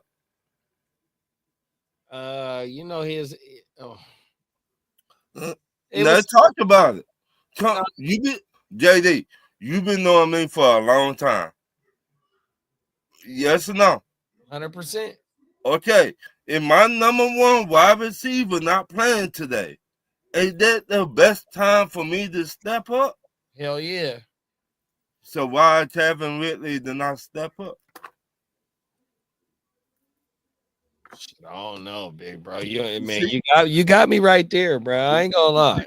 See what I mean? Yeah. And you be looking at like he take place off. You be looking at Kevin Ridley like, really? You go out of bounds? And you at the 1 yard line? Why you didn't get the touchdown? See what I mean? That got people thinking like, do you want to be here? Right. You see what I'm saying? That's all I ask for. Give me that effort. Yeah, and then so he had the little troubles with the little gambling shit. Right. He had the troubles with some people going in his house too, though. Right. You know, they went in his house. But weird shit up in his house. My cousin know Kevin Ridley. He said none of that shit happened to Kevin Ridley. Kevin Ridley just did not want to be in Atlanta. Yeah, so about them robbing his house was fake. Fake news. He did not want to be here. Yeah. I keep it with them going up in Calvin Ridley's house. That was fake news. Yeah. That was fake news. I remember this now. Okay, we got shout out to Raul. Shout out to everybody in the chat. My bad. We going on a tangent. 100%. Daniel Caps is in the building. What's up, Daniel Caps? Jay Will, he pulled up. We got What's up, Will? in the building. Kaka in the building. We got Guru in the building. I'm gonna get to Papa Guru shit right here. But Raul Da Casa, first time seeing you up in here. What's up, Raul House, man? Raul Da Casa. Let's go. Let's go. He said, I heard that when the Bears selected the top 3 coaches they had, that was Matt Eberflus, Jim Caldwell, and Dan Quinn. They put Dan Quinn in coach seat. And then Dan Quinn went to the Cowboys. Oh, why didn't they go Dan Quinn, knowing that they had the defense they had at the time too? They went with Eberflus, and at the time, his claim to fame, to be, if you ask your old pal Bogart, his claim to fame is that he has 2 wins over Mahomes. Because that's not, a lot of coaches can't say that. You know what I mean? But once again, how many? Yeah, Matt Eberflus was a stupid hire. How many wins? No matter what. How many wins did Dan Quinn got overall? He got 10 right now. Okay, that 1 year. Then he has his time with Atlanta, and he has his time with the Seahawks. Wait a minute.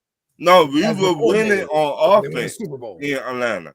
Dan Quinn's supposed to be a defensive guy on defense, right? Yeah. Okay, he left Atlanta. We fired him. He went to Dallas. Around for a little while. Right. He went to Dallas. And the Cowboys eventually get him. Right. And then he turns them all the way around. Right. On defense. Right. Now he went to Washington. And he has another go at it as the head coach. And now he knows what he did wrong. So where that defense rank at? Washington.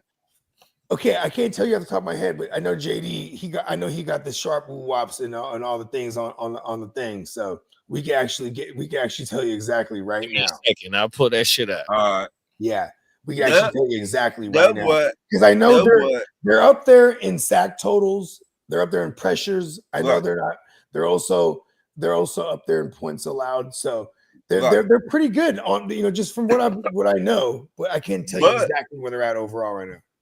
But I'm gonna say they're either 12. They're in between the 12 and 14 range. That's what I'm gonna bet. Okay, so all I want to see is you got a guess here, huh? Where do you think they're at? You got a guess? I think they're at 15. Okay, I'm gonna go 12 and 14. Let's just go 12.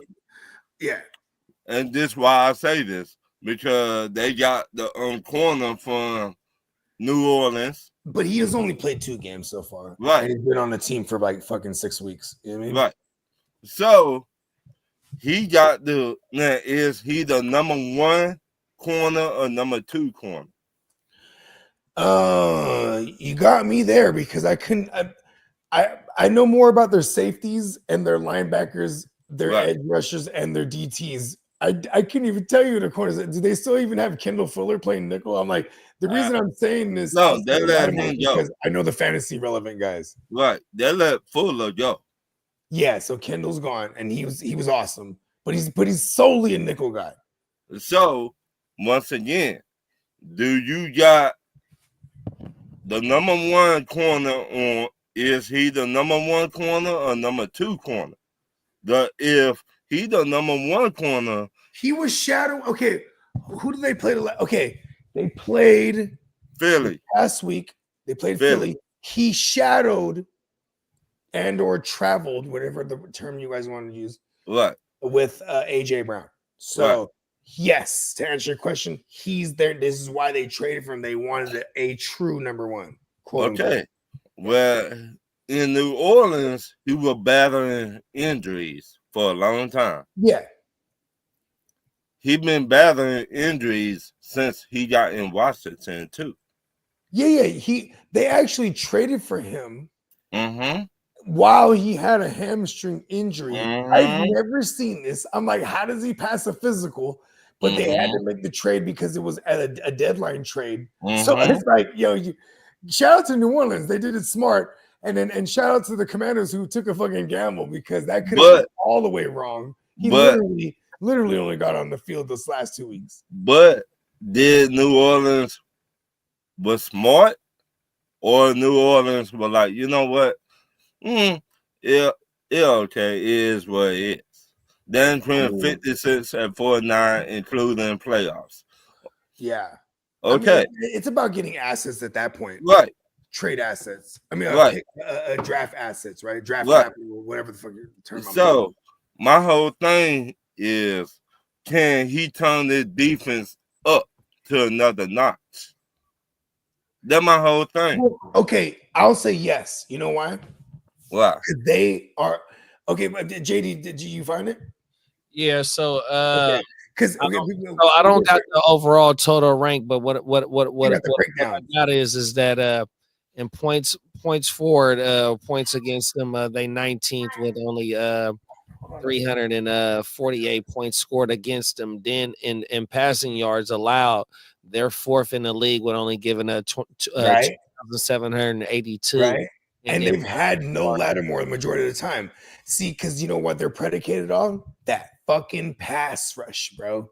They're crazy. But they're susceptible on the run, and they're 29th in the league and giving up rushing yards at 2,061 through yes games. Okay, and you could say it's the interior because they definitely lost Deron Payne and Jonathan Allen for the season and Deron Payne for most of the year. He's back. So okay, real quick. I wanted to point out something you said though, Ron. Earlier you said going back to the game this Sunday night, it's going to be who could run the ball, right? And so, and I don't think their yards that they're giving up is on some bend don't break shit because their secondary is not shut down.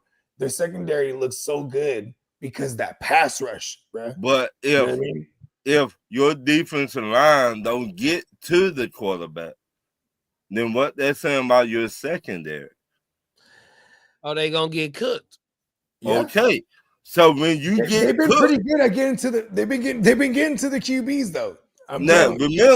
Remember, if Washington is susceptible on the ground, in which they're the 29th, they're gonna try to run. They're gonna get a dose of Bijan. Y'all got the best tandem, and you playing with a rookie QB. Right. So they're gonna lean on the run going into Washington on the road. So this is back-to-back games. You definitely want to try and go in there and attack the run defense where they're giving up the windshields. We call windshields. It's gonna go down. It's gonna come down to if they could handle this weather, Washington on offense, and they get the shredding, and then it's gonna force Penix to have to throw, and you know what I mean. Like, Well, see, and that's where this is why he said the run game is importante. Who's going to decide this winner? Because Atlanta, this whole entire year, they're making QB1 finishes, and QB1, I'm saying for fantasy purposes, that means you finish top 12 at the position. That's why it gotta be a heavy dose. They gotta keep JD 5 off the field.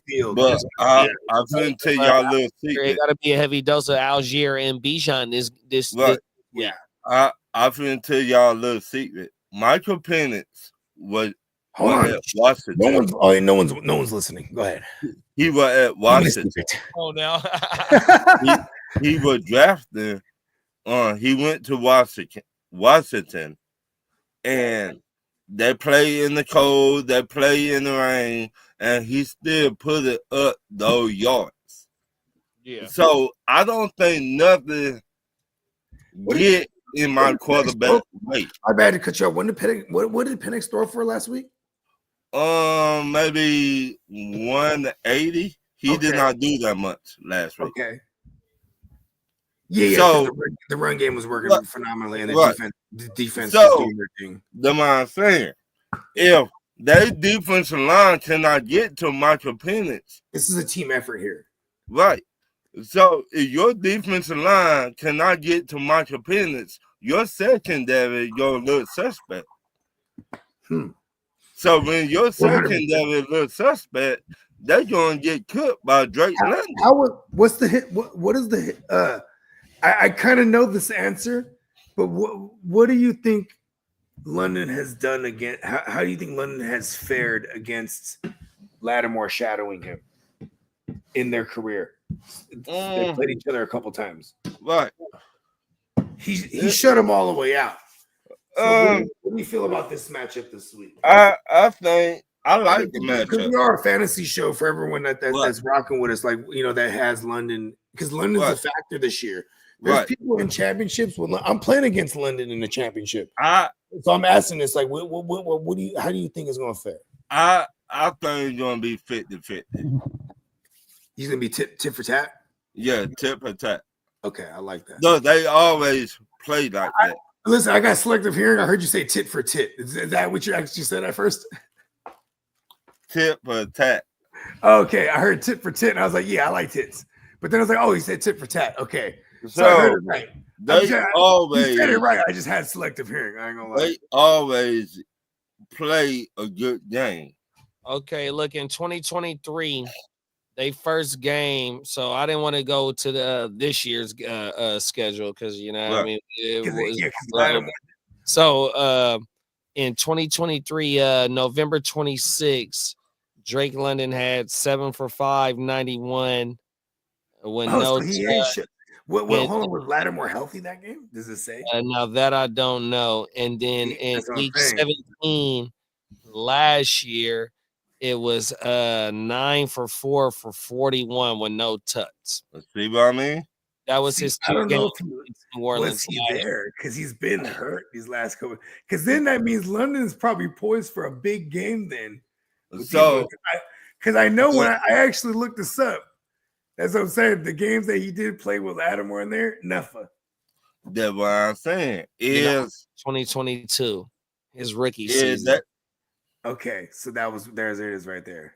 I'm gonna go to corner. Is he healthy for this game? Okay, his rookie season, they played the Saints the opening week. 7 for 5, 74 yards, no touch. And then in week 14, it was 11 targets, 7 receptions for 70 yards. So I had that completely wrong. So if he's shadowing him, London might be in for a big game. Game either.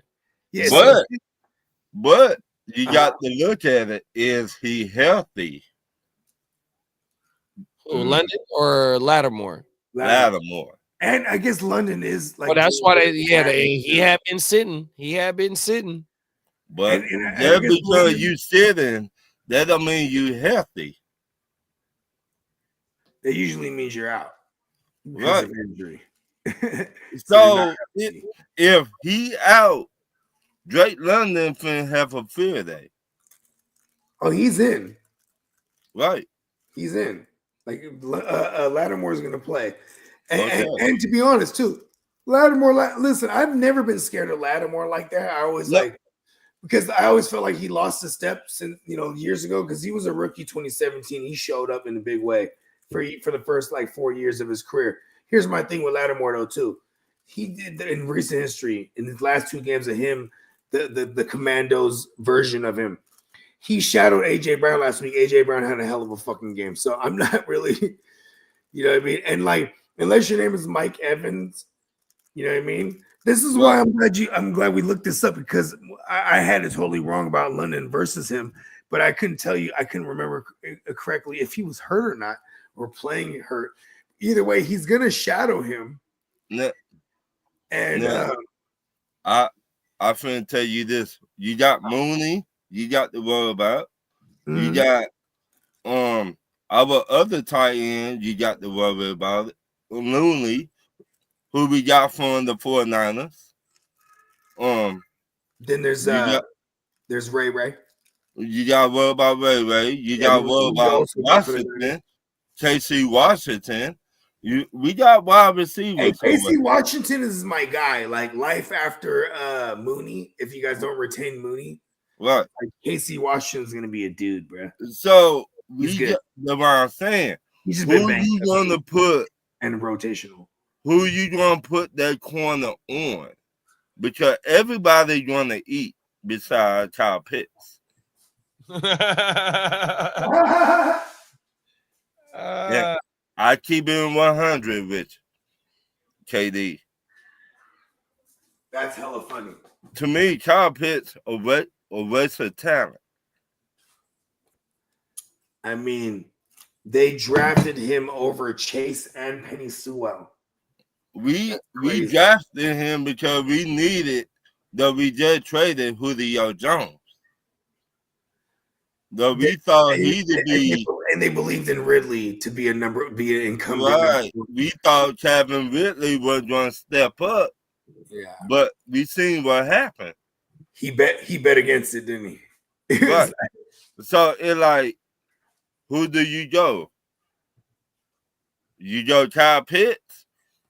In my opinion, I would go with Chase. Yeah, because then Penei Sewell probably wasn't even in the conversation that much because you guys already had an offensive line that was chock full of first-round talent. Right.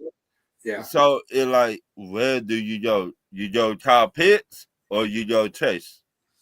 Me, personally, I would have went with Chase. Yeah.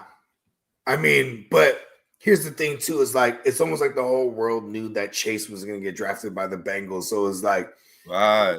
They probably were like, I feel like that's a real thing that's unspoken. Is like, this player don't want to go there. And this is life after the Phillip Rivers, Eli Manning thing. Right. It's like, if an agent will tell you he will not go there, like they almost will fucking be like, right. Like Aiden Hutchinson.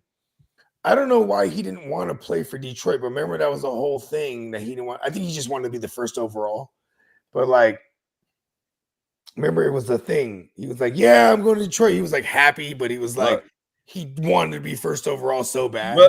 But that's where he grew up at. Yeah.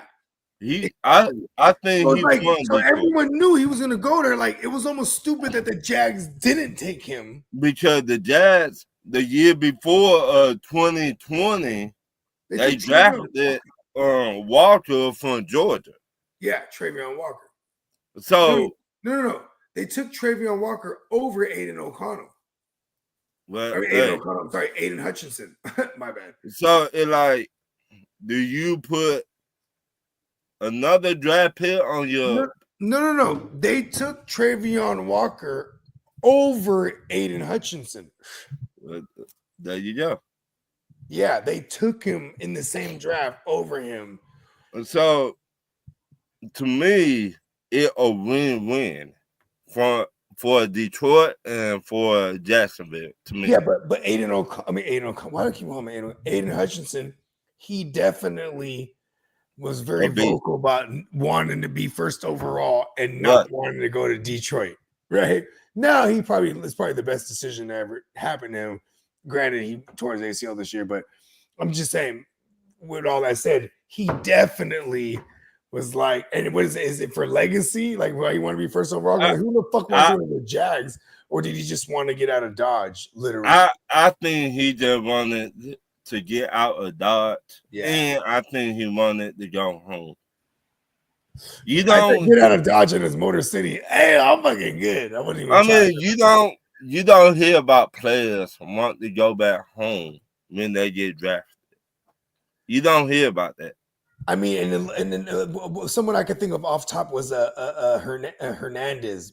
You remember? Yeah, he got drafted and went back home because he was in Florida. Right. Drafted, goes back home where he's from, and he's just with all the blood gang, everything that he was connected to. He was just back home, and he's with the flagship. So, like, do you really want to go to another team, or do you really want to go home and be in front of your family? And your family and kids, they come watch you. I think youngsters, they don't understand it yet. Especially, but maybe unless you're a townie, right? Like he played for Michigan, he was from there, he never been anywhere else. So maybe it's like he wanted to go elsewhere.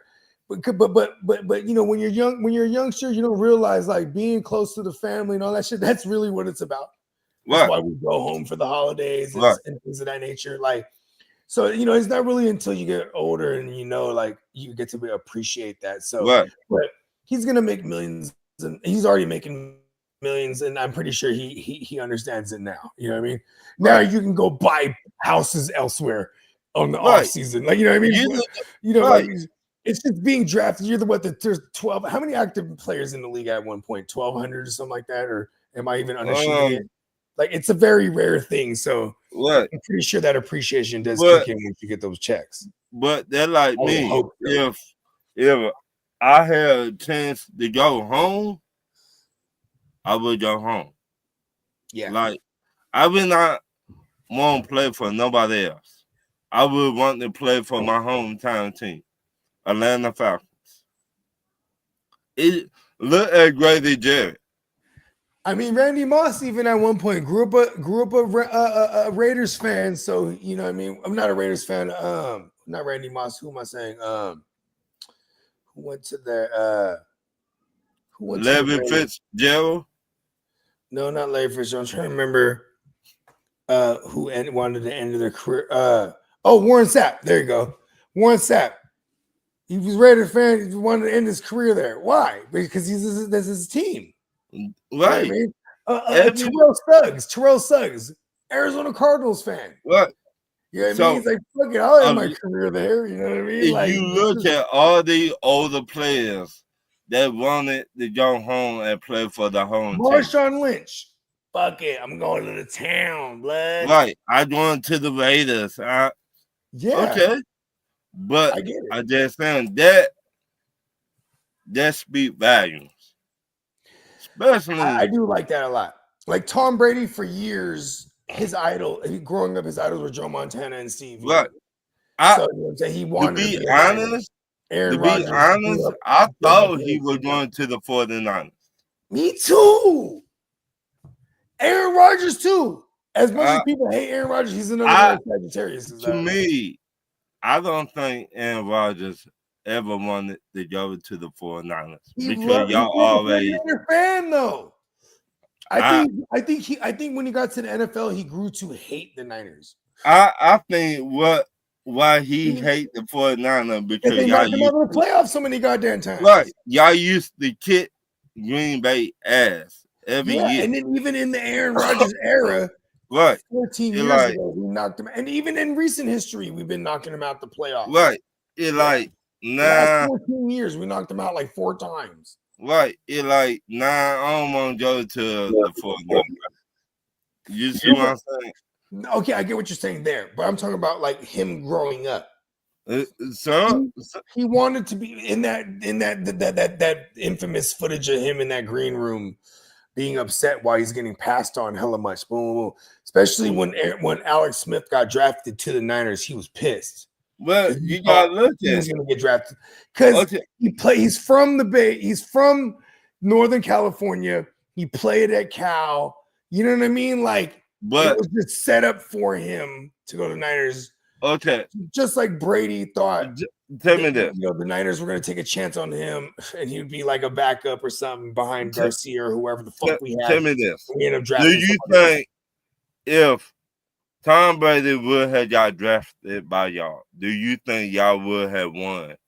I mean, okay, here's the thing is like he would have had to get on the field first, and it was Steve Mariucci who passed on him. So it's like if it all worked out like if it was Tom Brady's destiny, we would have had Tom Brady and Steve Mariucci for like throughout the 2000s and the teens. But the problem is, hold on. And if we had drafted Aaron Rodgers instead of Alex Smith, Aaron Rodgers would have been taking the same beating as Alex Smith was because Alex Smith was a mobile guy coming out of college. But Alex Smith had like 2,000 yards rushing. Right. Well, he changed up.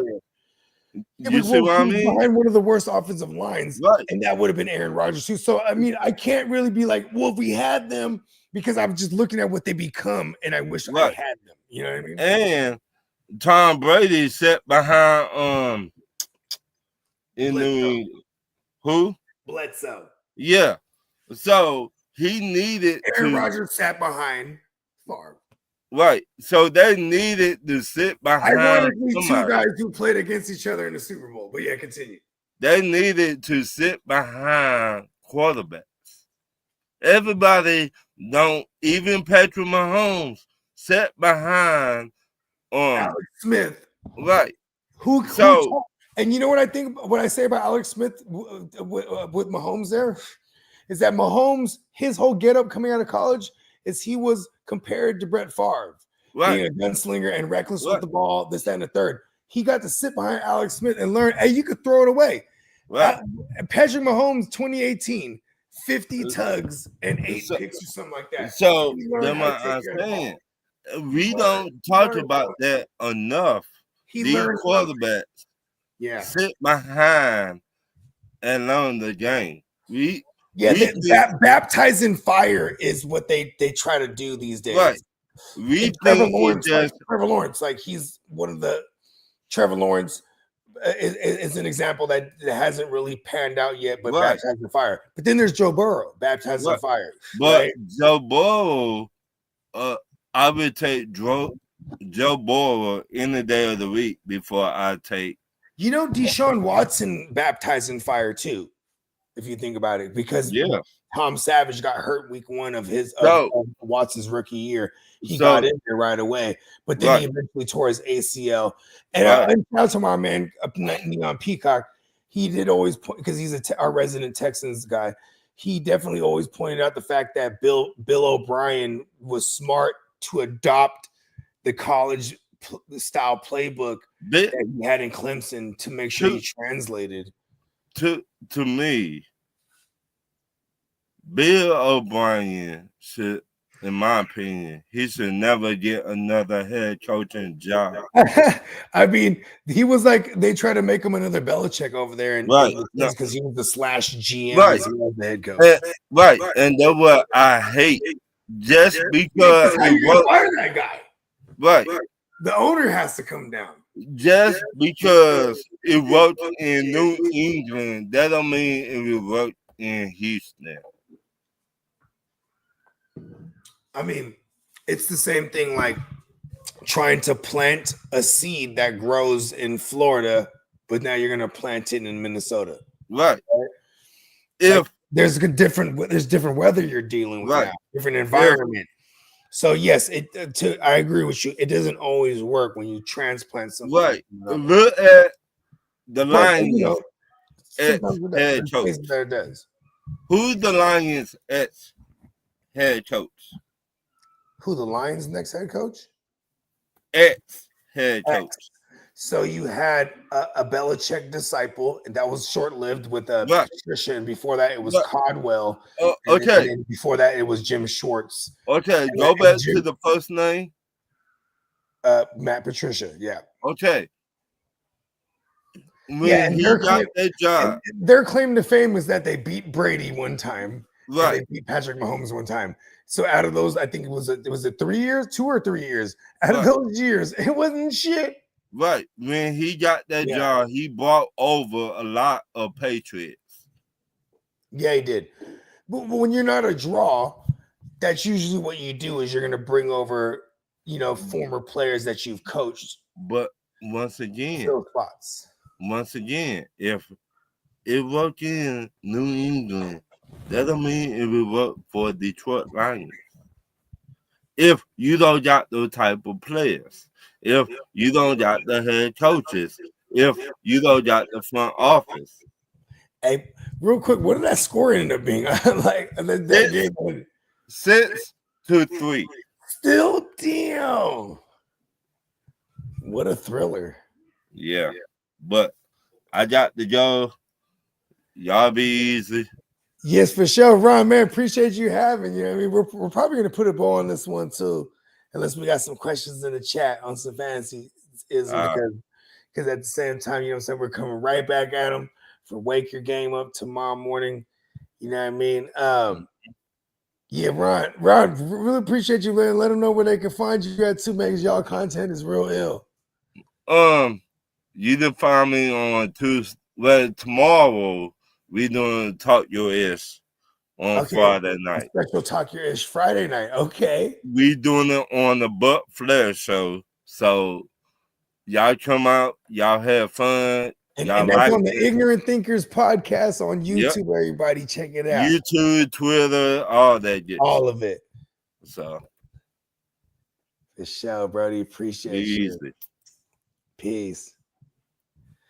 Yeah, man. And yeah, man, it's just one of them ones. I'll voice to Brody. Till Brody pop back up, but you know what I mean? I'm really disappointed, man, in all the good fantasy things we needed for tonight's game, bro. The JSNs and here's the thing, man. I was real confident in the Geno starts, the JSNs, the DKs, and the Charbonnets because of the fact that Chicago in this past several weeks, and several by definition is 4, and we can even go back 5 weeks. Man, they've been giving up mad booty to everybody. They held everybody out of the end zone. I don't know if it's a short week. We can blame it on because this is the classic Thursday night that we dread for the fantasy. But man, sucks for everybody that needed big games on this out of players tonight. Also, at the same time, man, for people that are playing against these players, man, you know what I mean? Stay focused. Don't go counting your chips just yet. You know what I mean? But you might have got an alley-oop with some people. We've been seeing this holiday week so far. We've been getting some burns. You know what I mean?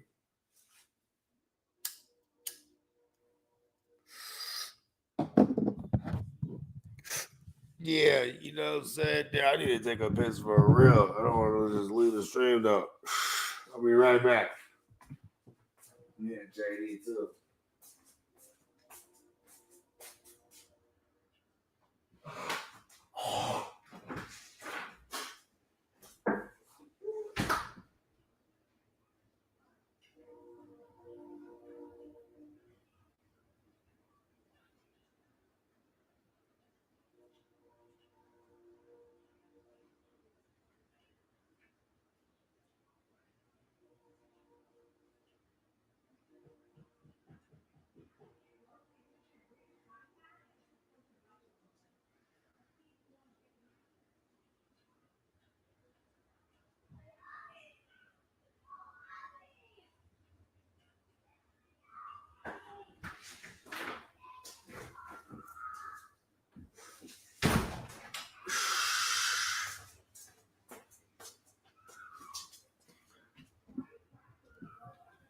Hold on, I'll be right back.